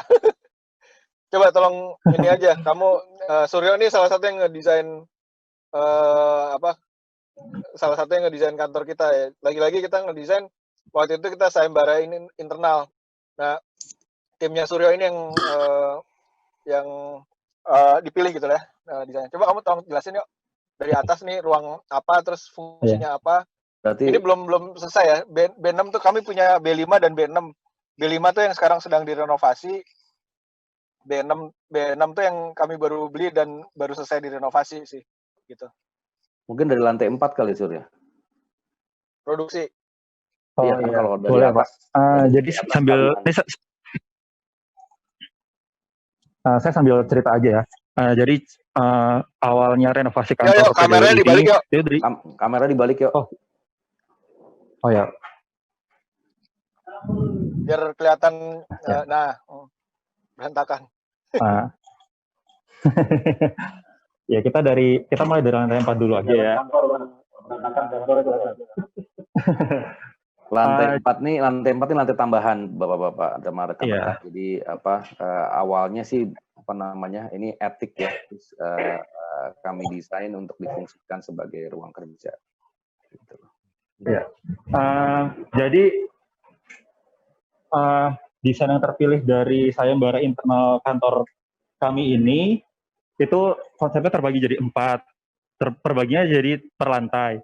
Lantai 4 itu untuk produksi, lantai 3 itu untuk arsitek, lantai 2 itu untuk administrasi, dan lantai 1 itu untuk exhibition. Nah, ini kurang lebih kondisi di lantai 4. Ini ruangan produksi yang isinya ada drafter, ada plotter juga, dan ada mesin fotokopi. Jadi untuk segala urusan yang sifatnya produksi itu dilakukan di lantai 4. Nah, ini ada ruangan juga. Ruangan ini itu ruangan drafter juga sama. Drafter juga, in-house-nya kantor kami, gitu ya. Jadi nanti untuk di kantor B5 dan B6 ini akan disatukan untuk di fase keduanya. Ini yang saat ini dilihat itu fase pertama. Jadi nanti akan nyambung ke ruangan B5 lewat dinding yang ini, gitu. Selain itu, kita juga punya balkon di lantai 4, tapi sekarang nggak bisa main ke balkonnya karena sedang hujan. Jadi kurang lebih bisa dilihat seperti ini kondisinya.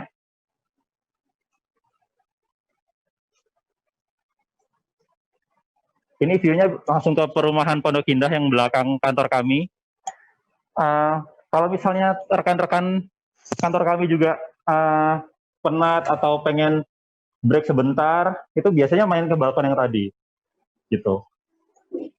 Lalu kita lanjut ke lantai 3, yang mana isinya lantai arsitek. Untuk saat ini lantai 3 B6 itu diisi sama tim 1 dan tim 3 arsitek. Jadi kurang lebih seperti ini ruangannya. Ini ruangan tim 3 arsitek. Kurang lebih. Yang ada toilet juga.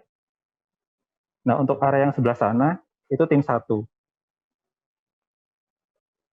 Nah, beberapa teman-teman di kantor kami juga punya hobi tertentu ya. Kayak misalnya tim 3 ini punya hobi sketching sama watercolor. Jadi seperti ini. Terus kita lanjut ke ruangan tim 1. Ini deretan mejanya tim 1. Mas Suryo, itu kantor baru ditempel-tempel gitu boleh ya? Itu jadi wewenang timnya sendiri sih Pak sebenarnya. Karena kayak emang kantor kita tuh sebenarnya nggak cuma kita tuh ngebebasin untuk misalnya teman-teman tim kita ini pengen berkreasi misalnya di kantor, misalnya nempel sesuatu kayak tadi, sama kayak ini misalnya tim 1 nih kita punya koleksi lukisan sama tanaman. Ini karena WFA jadi nggak ada tanamannya, cuma 1. Kalau rame mungkin banyak di tanaman karena tim 1 suka tanam tanaman. Lalu ada market juga. Ini market yang ada di tim 1. Jadi nanti ini market ini akan dikompil dan akan dikumpulkan di lantai 1 yang tujuannya untuk area exhibition tadi. Ini kita ke lantai 2.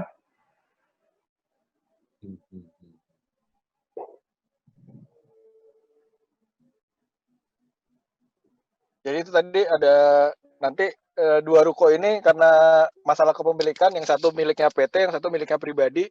Jadi Ini tetap ada 2 tangga gitu. Ini ruang server. ya. Nah, ini kita masuk ke lantai 2, yang mana di konsep besarnya ditujukan untuk fungsi penunjang, yang mana isinya admin, terus QC, terus tim BIM, dan ada ruang-ruang server juga. Ruang servernya, IT juga ya, IT di sini ya, ini deretan mejanya tim IT dan BIM, lalu ini ada tim admin dan GA, QC juga, dan ini meja-mejanya QC. Ini Jadi kalau harusnya bisa ruangan dilihat, kalau tim ini harusnya ruangan kosong nanti bukan kosong ya. Nanti ini sebenarnya perpustakaan, tapi karena kami dalam proses renovasi, jadi perpustakaan material sama buku sebenarnya di sini nantinya. ya, jadi sistemnya kalau misalnya tim arsitek ingin mencari material dan pengen berkonsultasi sama tim QC, itu bisa langsung ke sini gitu. Bisa sambil milih-milih kira-kira mau pakai bahan yang seperti apa, model seperti apa, detail seperti apa, itu di sini. Oh, sama satu lagi, karena nanti di fase 2-nya ini akan disambung antara B5 dan B6, ini akan di fase 2 nanti ini akan terhubung nih antara B5 dan B6. Jadi nanti ada balkon besar di sini. Gitu, yang nyambung ke B5. Saat ini ditutup dulu karena untuk pembangunan B5 akan dilakukan insya Allah di tahun depan. Gitu. Lalu kita ke lantai 1. Yang lantai 1 ini fungsi utamanya kan untuk area exhibition, cuma karena sifatnya darurat, ini dipakai sementara untuk tim 2 arsitek bekerja. Jadi kita punya layout temporer yang mengakomodasi untuk ruang kerja tim 2. Jadi di arsitektur ada 3 divisi sebenarnya. Ada tim divisi 1, divisi 2, divisi 3 gitu loh. Jadi tadi yang dijelaskan Pak Suryo itu saat ini karena memang kondisinya belum selesai ya semuanya, jadi sebagian dipindah-pindah dulu. Yang ini tadinya area exhibition dipergunakan sementara untuk tim divisi 2 gitu loh. Yang di atas tadi divisi 1 dan divisi 3. Perbedaannya divisi-divisi itu apa Pak Denny? Sebenarnya kami, karena ini Pak, jenis proyeknya kan bermacam-macam, kami coba membuat lebih gampang ininya ya, lebih gampang nyarinya. Misalnya ada proyek hotel nih, ada proyek hotel misalnya. Ya, jadi proyek kalau hotel misalnya masukin divisi 2 gitu, proyek apartemen masukin divisi 1, proyek office masukin divisi 3 kayak gitu loh. Atau proyek tipe semua divisi tetap bisa menjalankan proyek apa aja bisa, cuman kami mencoba supaya lebih fokus aja Pak. Jadi dan yang penting kami nggak ngebagi desain desain arsitek sama project arsitek, memang dibagi secara dalam tim ada yang dalam organisasi, tapi di satu tim itu lengkap semua. Justru yang project arsitek itu justru project arsitek itu adalah yang baru-baru masuk, karena mereka harus punya yang magang, punya pengalaman, harus punya ngerti masalah-masalahnya. Kalau sudah pengalaman baru mereka bisa diberi kesempatan untuk ngedesain. Jadi kalau desain kan sebenarnya kesempatan di kuliah kan bisa bebas ya, liar batasannya hanya dosen sama ini. Kalau di kami balik jadinya. Begitu lulus fresh graduate gitu ya. Kecuali kalau udah punya pengalaman, fresh graduate pasti masuknya ke tim project dulu gitu ya. Dan nggak ada yang ini gitu. Ada juga yang udah senior di tim project karena dia memang senang ke lapangan gitu. Oke. Jadi ini posisi saya sekarang itu ada di lantai mezanin, lantai 1, yang mana ada ruangan meeting, ada 2 ruang meeting, 1 ruang meeting besar ini, yang view-nya lagi-lagi perumahan belakang. Lalu ada ruang meeting kecil yang ada di sebelahnya. Nah, ini ruang meeting kecil. Nah, perbedaannya ruang meeting dan ruang meeting besar ini adalah kalau ruang meeting besar itu untuk meeting-meeting yang besar dan pintunya ini kita bisa lipat gitu. Jadi karena nanti kita mensimulasikan kalau misalnya PDW punya acara yang sifatnya besar, kita bisa memakai area exhibition ini, plus area tambahan berupa ruang meeting yang besar ini kita lipat pintu kacanya, itu bisa jadi area tambahan sebesar ruang meeting yang besar ini gitu. Nah, ini view dari mezanin ke lantai 1. Ini layout temporer yang ada di tim 2.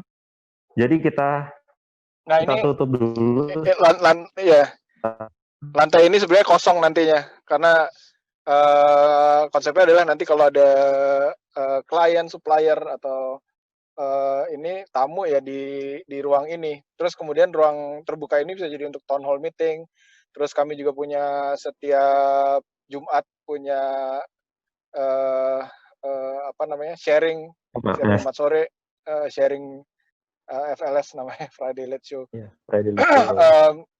Jadi dan tadi Suryo mungkin karena belum jadi nggak ini.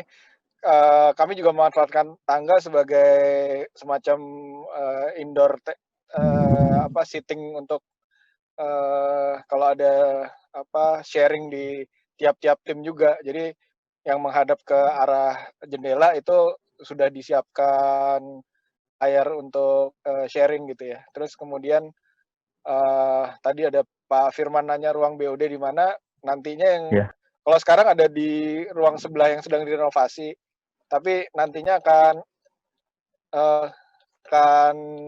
di ruang terbuka gitu, di share, karena sebenarnya kalau ada ruang direksi itu juga agak buang-buang ruangan ya, karena buang-buang space, karena saya, Ciko, bahkan Denny gitu ya, Denny yang paling banyak di kantor sebenarnya, akan banyak di luar kantor, jadi kami sharing satu space sama-sama, dan Didon sama siapa namanya Gito masih di ruangan yang di ruko yang satunya lagi yang akan pindah gitu. Kalau jadi dari semua ini yang punya ruangan hanya Pak Danis sih, prinsipal itu juga Pak Danis nggak pernah ke kantor ya, karena sejak pandemi dia nggak pernah ke kantor lagi gitu. Tapi sebelumnya masih sekali-sekali gitu ada kerjaan gitu. Kalau bisa dikasih lihat yang B5 juga, siapa namanya? Ini apa nih? Ini dapur Pak, pantry yang di semi basement. Jadi untuk yang bawah. Jadi untuk mensupport area acara-acara yang nanti akan difungsikan di lantai 1, ini kita desain pantry di semi basementnya gitu. Jadi kurang lebih ini tampilannya, area pantry. Nah ini untuk ke area belakang. Jadi ini kita bikin ruang perantara yang mana nanti itu bisa jadi tempat kumpul hanya sopir kalau misalnya mau jalan meeting atau OB atau pulang. Ajak ke B5 juga kali ya. Iya Pak. Sama satu lagi, ini mau nunjukin yang tadi yang Pak Tio sempat jelasin. Jadi si tangga yang nanti akan dipakai untuk semacam mini amphitheater tuh yang ini. Nah yang itu. Jadi itu ditutup sementara untuk temporer aja sih, biar bisa dipakai ruang atasnya untuk kerja. Lalu kita ke B5. Nah ini kondisi B5 yang existing ya, yang mana ini ada meja resepsionis, lalu ada ruangnya Pak Danis, dan ini ada ruang meeting yang sekarang masih dipakai. Nah, tadinya ruangan ini, yang di depan ini, itu area kerjanya tim 2, tapi karena mau dilaksanakan konstruksi ditutup sementara dulu. Gitu. Lalu kita ke lantai 2-nya B5. Oh ya, dan ini juga biasanya meja kecil ini, kursi kecil ini kita biasa, kalau misalnya ada print-printan atau misalnya mau meeting, bisa ngumpul di sini. Nah, ini existingnya B5. Nah, untuk di lantai 2 B5 ini masih digunakan untuk tim admin bekerja. B5 ini yang punya Pak Danis pribadi, yang B6 punyanya perusahaan, punya PT. Iya. Nah, ini ada 3 kubikel direksi. 1, 2, dan di ujung ada 1. Nah, lalu ini bagian keuangan, HRD, dan admin. Seperti itu. Lalu kita ada area pantry juga di belakang. Ini pantry-nya yang ada saat ini itu masih kecil ya, makanya karena kita tahu kebutuhannya semakin besar, kita bikin pantry yang besar tadi di lantai semi basement. Nah, terus nyambung yang Pak Tio tadi sampaikan, jadi ini si tangga yang ini itu sementara ditutup dulu.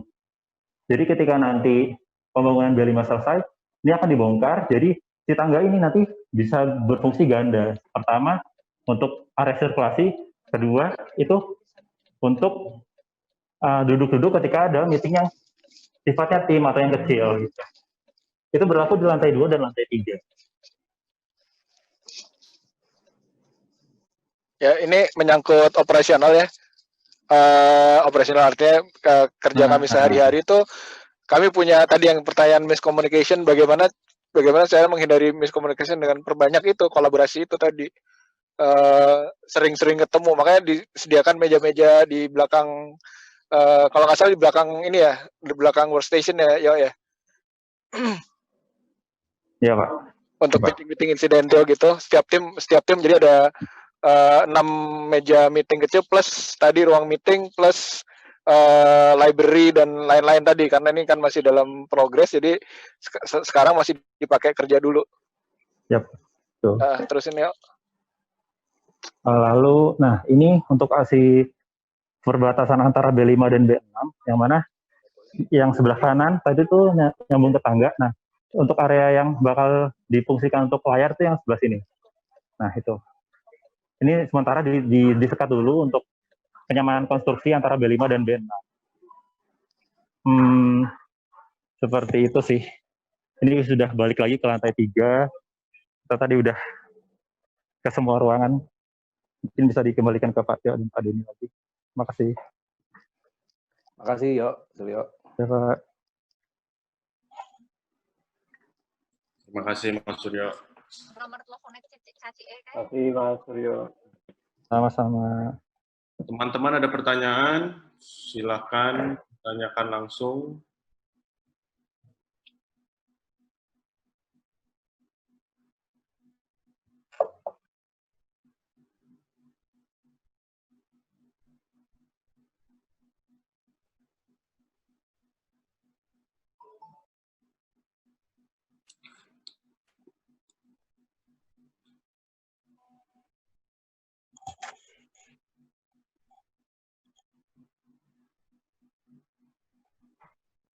Oh iya, Suryo, mungkin ini untuk informasi juga ya.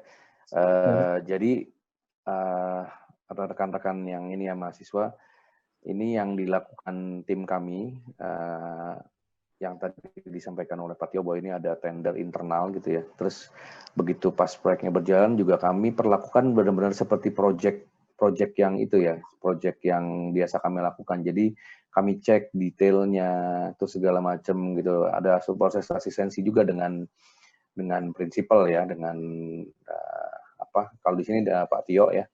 Terus juga kerjasama dengan interior gitu loh, dengan yang lain ada ME segala. Jadi benar-benar kami perlakukan seperti itu. Ini sebenarnya juga buat pembelajaran rekan-rekan misalnya junior yang di kantor yang belum dapat kesempatan untuk visit ke lapangan gitu loh. Nah, mari kita visit kantor sendiri gitu loh. Jadi kami coba kasih tahu ini kalau ada kayak gini, ini solusi detailnya bagaimana. Terus mereka bikin lihat yuk pemasangannya bagaimana gitu. Jadi tadi yang seperti Pak Tio sampaikan, di PDW punya kebijakan yang baru masuk itu akan kami bawa dulu dia ke ranah project itu dalam arti mulai tahapan desain development sampai dengan gambar kerja, bahkan sampai pengawasan berkala. Setelah kami lihat udah mulai mampu, baru biasanya kami kasih kesempatan untuk mendesain. Tapi sebenarnya pada saat ikut di tahapan project pun dikasih kesempatan. Misalnya ada tolongnya ada desain baru, ada yang mau ikutan nih, ngasih ide gitu. kasih ide, nanti biasa di situ akan dipilih. Nah, kenapa tujuannya kami buat seperti itu? Kenapa arsitek yang junior tuh harus tahu sampai detail? Karena kami punya pengalaman beberapa desainer yang belum pernah mengalami yang namanya tahapan sampai gambar detail, itu mendesain tanda kutip kurang kurang peka terhadap apa yang akan terjadi di lapangan pada saat kita membuat desain seperti ini gitu. Contoh misalnya Indonesia adalah negara gempa, ya gempa kita cukup tinggi, bukan hanya Indonesia, Jepang, ada beberapa negara lain lah. Mereka punya ide nih, lihat gambar dari Eropa atau dari mana yang tidak punya gempa gitu ya, terus bikin cantilever panjang sekali gitu loh. Padahal di sini kan ada beberapa aturan, bukannya nggak bisa bikin cantilever panjang, bisa, kita bisa bikin pakai sistem baloknya dibalik gitu loh, jadi nggak kelihatan dari bawah tapi dari ditarik ke atas sebenarnya gitu. Nah itu kalau misalnya mereka tidak pernah mengalami yang namanya menyiapkan gambar detail, biasanya gambarnya akan yang tadi Pak Tio sampaikan seperti di kuliah gitu loh, tanda kutip agak liar ya. Jadi gambar tuh bebas gitu, pas lagi mau dibangun nggak bisa gitu loh. Itu pengalaman yang sebaiknya tidak diulangi gitu loh. Jadi sejak itu PDW selalu mensyaratkan junior tuh harus ikut di proyek yang sedang dikerjakan, kalau bisa sedang dibangun, dan ikut lihat, ikut menyiapkan gambarnya. Karena setahu saya sekarang nih, kuliah yang sekarang nih, kenapa harus ada PPR? Sebenarnya hal-hal itu yang bisa dibilang ya dibanding zaman saya ke atas gitu loh, itu hilang gitu loh. Jadi nggak ada. Jadi mengenai konstruksi bangunan, struktur dan konstruksi, ada konstruksi bangunan sendiri, ada struktur dan konstruksi bangunan. Jadi dan itu kami angkatan lama ya, itu praktek sih gitu loh. Jadi di kuliah juga bagaimana kalau kadang membuat maketnya juga gitu loh. Ada fisika bangunan misalnya, itu ada studionya kayak gitu. Jadi kami mencoba melihat anak-anak yang baru masuk, kenapa kok ada yang hilang gitu loh dengan ini mata kuliah yang menurut kami sangat perlu gitu loh. Dan saya setuju dengan adanya PPR. PPR ini udah ada di beberapa kampus ya. Itu karena itu mengembalikan lagi yang dulu hilang menurut kami gitu loh. Udah lumayan lah sekarang yang PPR yang sekarang saya suka ngelihatnya karena kelihatan begitu yang masuk ke kami dari PPR itu agak lebih matang sedikit gitu loh dibanding yang baru lulus. Baru lulus ada yang cepat gitu ya, dia bisa langsung adaptasi, tapi ada juga yang lama banget adaptasinya gitu loh. Jadi makanya kami seragamkan. Jadi keputusan yang kami ambil adalah kita ajak semua arsitek yang baru itu, ayo terjun ke project biar pengalamannya sama pada saat mendesain, jadi udah matang gitu loh. Gitu lebih kurang. Itu tambahan tadi ya sedikit dari yang tadi disampaikan Pak Tio. Terima kasih Pak Denny. Pertanyaan lainnya, mungkin saya ambil 2 pertanyaan terakhir ya teman-teman, kalau mau ada pertanyaan lagi, karena waktu juga sudah mau berakhir ya. Tahapan karir di PDW seperti apa dan membutuhkan waktu berapa lama dari fresh graduate sampai partner misalkan? Misalkan ini untuk yang baru memulai nih, misalkan Pak Denny, misalkan baru masuk ke PDW, tadi Pak Denny bilang mesti masuk ke dalam sebagai junior arsitek, ikut sebuah project, misalkan Didi sampai kunjungan pertama, itu terus karirnya seperti apa Pak Denny?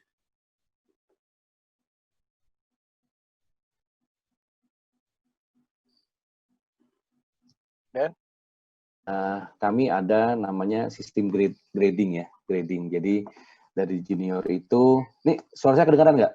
Kedengaran Pak. Nah, soalnya di sini internet saya unstable.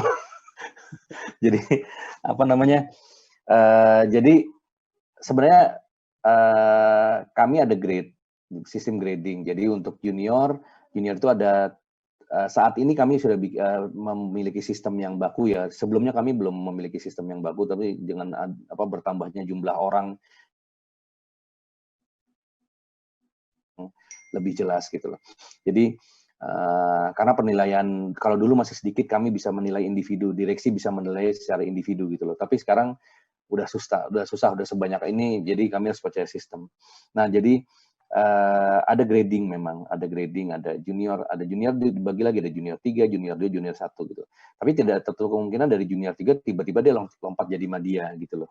Nah, penentuan junior berapanya itu kami ditentukan pada saat dia tes sebenarnya. Pada saat masuk kan ada proses evaluasi ya, ada proses tes, ada wawancara, ada tes desain gitu loh. Itu bisa menentukan dia masuk di grade berapa sebenarnya. Dan berapa tahun itu sangat relatif karena ada rekor di PDW, ada rekor ya dari junior dia baru masuk 5 tahun dia sudah sampai di level manager. Ada yang seperti itu gitu ya. Jadi saya juga salut sama orang itu karena waktu pas junior dia orangnya apa ya, diem gitu, nggak ngelawan, dia terima semua, dia pelajari, dia rekam, dan memang kebetulan punya bakat ya.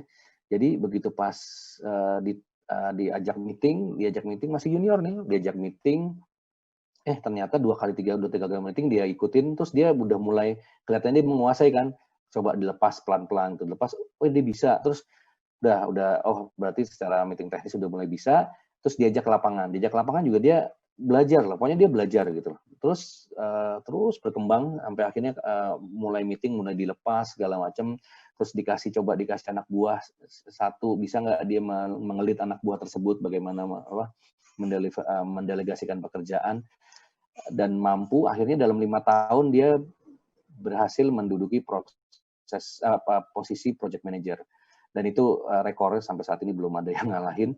Terus ada juga yang lama gitu loh, ada yang lama udah berapa tahun dia posisinya di madya terus nggak bisa naik ke senior, naiknya tuh lama sekali, dan itu kembali ke orangnya ya. Jadi kami tuh tidak melihat umur, yang kami lihat adalah kemampuan dia gitu loh, kemampuan dia dalam menyelesaikan pekerjaan, dalam memahami TOR yang diinginkan oleh klien gitu loh. Jadi kami tidak pernah membatasi seseorang itu berdasarkan usia, enggak. Yang kami lakukan adalah berdasarkan kemampuan. Jadi jangan heran kalau misalnya di PDW ada banyak umurnya masih muda-muda tapi levelnya udah senior, bukan lagi junior gitu loh. Karena memang kemampuannya luar biasa gitu loh. Dan yang saya suka di PDW itu ya mungkin karena itu ya prinsipal yang utamanya Pak Danis itu kan dosen ya. Beliau tuh sangat mengencourage karyawan tuh seperti mahasiswanya kali. Ayo maju, semuanya maju. Dan kebetulan cocok sama Pak Tio. Jadinya Pak Tio juga sama memperlakukan karyawannya untuk maju, jangan di situ terus gitu loh. Lu harus muncul, lu harus apalah gitu loh. Jadi harus kelihatan gitu. Jadi ini yang membuat di PDW itu semua saling berlomba-lomba untuk menunjukkan dirinya, dan kami menghargai itu. Jadi kalau boleh ditanya orang-orang PDW banyak yang karirnya melejit juga gitu loh. Banyak yang bukan nggak ada yang agak stagnan gitu, tapi rata-rata bagus ya, mereka melejit gitu loh ininya karir. Saya tambahin dikit ya. Jadi kalau beda di arsitek dengan di korporasi mungkin ya, jenjang karir mungkin bukan mencapai tidak hanya mencapai level manager atau senior atau apa, tapi ya memang makin lama dia harus jadi senior arsitek atau apa. Tapi dia bukannya mentok. Jadi ada juga yang dia udah pegang satu tim, tapi di dalam tim itu ada senior yang memang spesialis di situ gitu loh. Dia bisa, kalau kita ngomong imbalan gaji segala macam, gajinya lebih tinggi, dan dia nggak masalah juga di situ gitu. Maksudnya nggak masalah juga selama penghargaannya dan kerjanya nyaman. Jadi kita salah satu yang penting manage kantor, bagaimana satu orang bisa berperan. Seperti contohnya strategic management officer kami, dia dasarnya arsitek, tapi dia lebih tertarik ke manajemen. Jadi akhirnya ya udah, dia udah selesai sekolah, dia sempat resign selesai sekolah, apa namanya, balik lagi ke ini untuk dikasih challenge untuk manage kantor gitu. Terus ada juga yang sekolah S1 apa namanya, fresh graduate, sekolah dapat setelah berapa tahun di PDW sekolah S2 sampai S3, balik lagi ke PDW juga sampai PhD. Jadi dan dia spesialis gitu. Dia bukan kami awalnya gitu, karir, wah kalau kamu udah seumur gini, kamu harusnya udah bisa manage. Ternyata enggak semua orang bisa manage orang lain gitu. Tapi kalau dikasih kerjaan, misalnya ada orang yang brilian dalam hal desain, even nulis report, atau ada orang yang spesialis untuk ini, untuk rendering gitu misalnya, ya kalau dia nyaman di situ atau happy di situ dan masih bernilai untuk kantor ya, ya tentunya di posisi yang benar gitu. Jadi akhirnya memang masing-masing punya pilihan karir sendiri-sendiri dan ada juga yang udah bikin kantor sendiri, ada yang kerja di developer dan lain-lain gitu ya. Kalau udah dalam tanda kutip udah mentok gitu ya. Tapi kalau emang Halo Pak masih mau Betson, berkarir, maaf saya lagi meeting, bisa saya telepon lagi Pak? kalau yang masih berkarir Ya, nggak apa-apa Pak, maaf, di makasih Pak. Ya, Pak. masih berkarir di PDW, apa namanya ya, dikasih ini kesempatan. Jadi ada yang ngajar gitu, ngajar di universitas swasta, ada yang sambil ngajar, ada yang sambil sekolah, ada macam-macam lah. Ada yang kami sekolahin juga gitu, ada yang aktif di organisasi profesi, ada yang aktif di LSM, ada yang aktif macam-macam lah. Jadi kan kita kan di industri kreatif ya, jadi networking dan upgrading knowledge itu sangat penting sih sebenarnya. Jadi kalau tadi Denny sempat cerita, betul, ada yang secara jenjang karir cepat dan dia bisa itu karena dia punya spektrum yang luas juga. Tapi ada orang yang benar-benar spesialis gitu ya, dan nyaman dengan itu ya, imbalannya juga sesuai gitu loh. Kita bisa mengandalkan dia untuk misalnya dalam hal aturan bangunan dan lain-lain gitu. Itu aja Pak Alvar kira-kira. Makasih. Tambahan saya. Mungkin ini pertanyaan terakhir ya. Pertanyaan terakhir dari mahasiswa Bobby. Tentang jangka waktu desain brief ke project brief, apakah ada tenggat waktu yang biasa ditetapkan atau relatif? Bagaimana melakukan check and balance kembali dalam satu project yang sama atau proses desain? Begitu ya, Bobby ya? Maksudnya dalam proses desain itu ya, maksudnya dalam proses desain apa sih, konsep atau skematik, design development, construction dokumen gitu ya? Apakah ada jangka waktu tertentu gitu ya? Maksudnya mungkin ini Pak Alvar, jadi mulai dari tahapan ketika mendapat penugasan dari klien, dapat OR tadi ya, sampai kemudian merumuskan, oke, project brief-nya adalah seperti ini. Jadi kan ada proses ketika kita harus mengklarifikasi dengan peraturan dan sebagainya, lalu sampai diputuskan bersama oleh arsitek dan klien, oke, proyeknya adalah seperti ini. Ini masih tahapan awal sih rasanya nih prosesnya. Apakah itu ada waktu mungkin gitu yang ditanya kamu? Ya ini kami baru dalam masa sekarang ini kan proyek agak ini ya, agak sedikit, tapi begitu ada proyek ada yang apa namanya ya, macam-macam sih.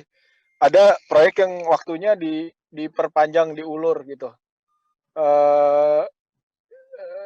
Bentar, saya coba dari ini dulu ya, dari awal. Artinya gini, kita nggak cuman kalah dalam tanda kutip, kalah dari arsitek internasional dalam hal imbalan aja, tapi juga waktu. Biasanya kalau mereka pakai arsitek asing, nggak tahu gimana, klien tuh nurut gitu loh. Wah, kami perlu waktu 6 bulan untuk bikin skematik. Sementara nih kami baru dapat proyek, dalam sebulan dia udah mau masuk perizinan gitu. Itu bagaimana manage-nya? itu yang tantangan. Tapi kalau dalam kondisi sekarang kan nggak mungkin kita say no to a project gitu ya. akhirnya yang kami lakukan adalah memanage ekspektasi.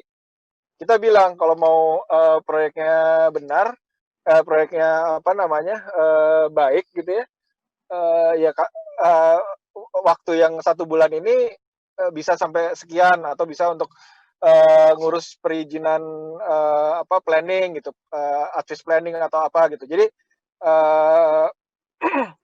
sebenarnya memang ada ya tergantung juga dengan skala proyek sih. Kalau rumah tinggal mungkin bisa lebih cepat gitu. Yang lama mungkin di approval antara suami istrinya gitu misalnya. Tapi kalau proyek komersial kan pasti kita ke ada konsultan FS, ada operator dan lain-lain gitu. Biasanya ya kalau yang kami minta tahap desain sampai ke dokumen izin tuh 6 bulan. Di 1 bulan pertama itu hanya konsep aja, kita bolak-balik sama klien untuk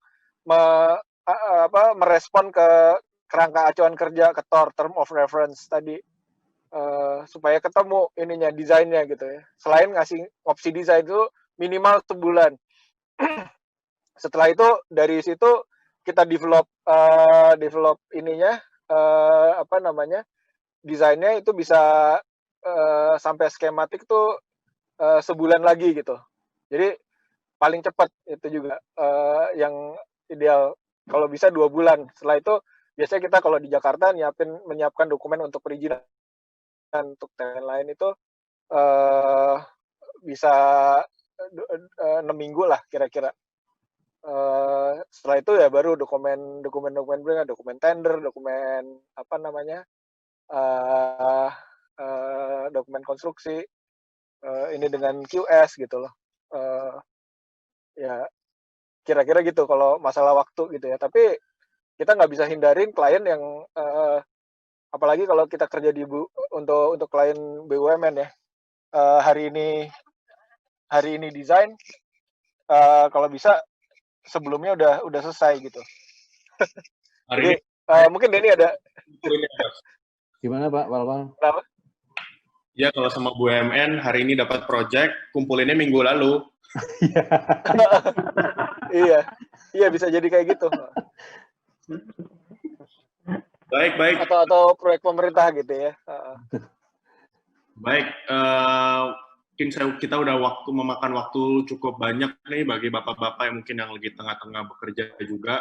Saya sekali lagi mengucapkan banyak terima kasih atas waktunya, sudah berbagi wawasan, berbagi resep-resep dapur juga, bagaimana mengelola staff dan juga cara mereka bekerja, membiarkan mereka untuk juga berkarya, nggak cuman kerja di kantor terus gitu kan, semua diminta untuk berkarya lewat asosiasi, lewat instansi lain, ada yang mengajar juga. Mungkin itu jadi jadi bayangan kepada kita juga seperti apa sih PDW dan bagaimana memanage profesi dan juga staf arsiteknya. Mungkin dari saya sekali lagi saya ucapkan terima kasih. Mungkin ada representatif dari mahasiswa mau menyampaikan sesuatu?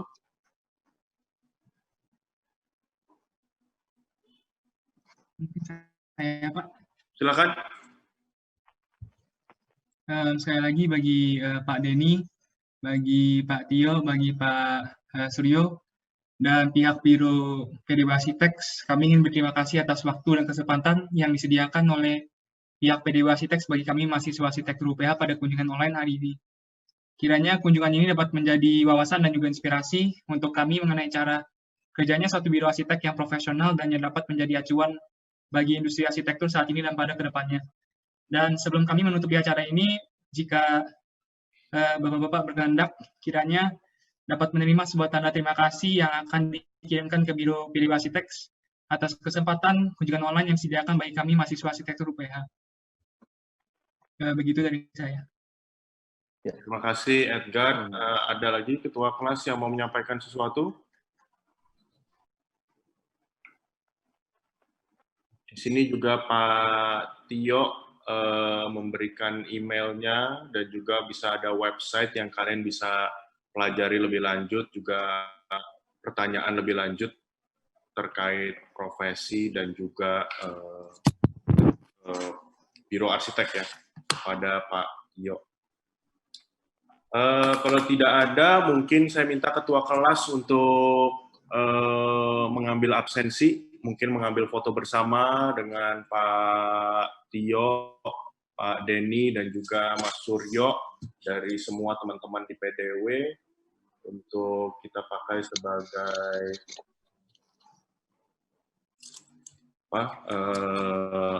bukti acara kita. Silakan ketua kelas ya, tolong dikasih tahu kalau sudah selesai. Itu ada itu ya, putranya almarhum sahabat saya tuh, senior. Ya. Juara ya, Fikra ya. Salam ya buat Bu Endi. buat Ibu. Saya anak buahnya Juara. Anak buahnya Denny juga kalau di AI Jakarta, tapi kalau di Kantor kalah. PDW rekanan deh. Kita semua korbannya yang dicebulin Mas Juju waktu di pengurus IAI. Iya. Sama saya juga dijorokin sama Mas Juju almarhum. Iya. Tapi kita nggak dendam kok, nggak dendam. Berterima kasih. Tetap yang paling dendam sama Pak Alvar. Banyak memori, bukan dendam. Kita semua apa sih yang nggak dicerewetin sama Pak Johar? Ya, sekali lagi, teman ketua kelas sudah?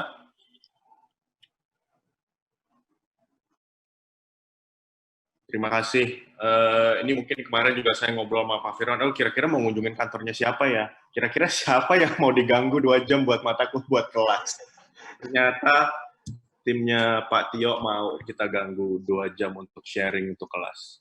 Terima kasih sekali lagi. Anytime ya, anytime. Oke, makasih banyak Pak Makasih sama-sama. Terima kasih banyak Pak Alvar, dan Pak juga Firman. rekan-rekan mahasiswa. Terima kasih, sukses ya. Mari, Pak. Makasih. Saya izin live ya. Terima kasih, Pak. Mari. Oke, thank you.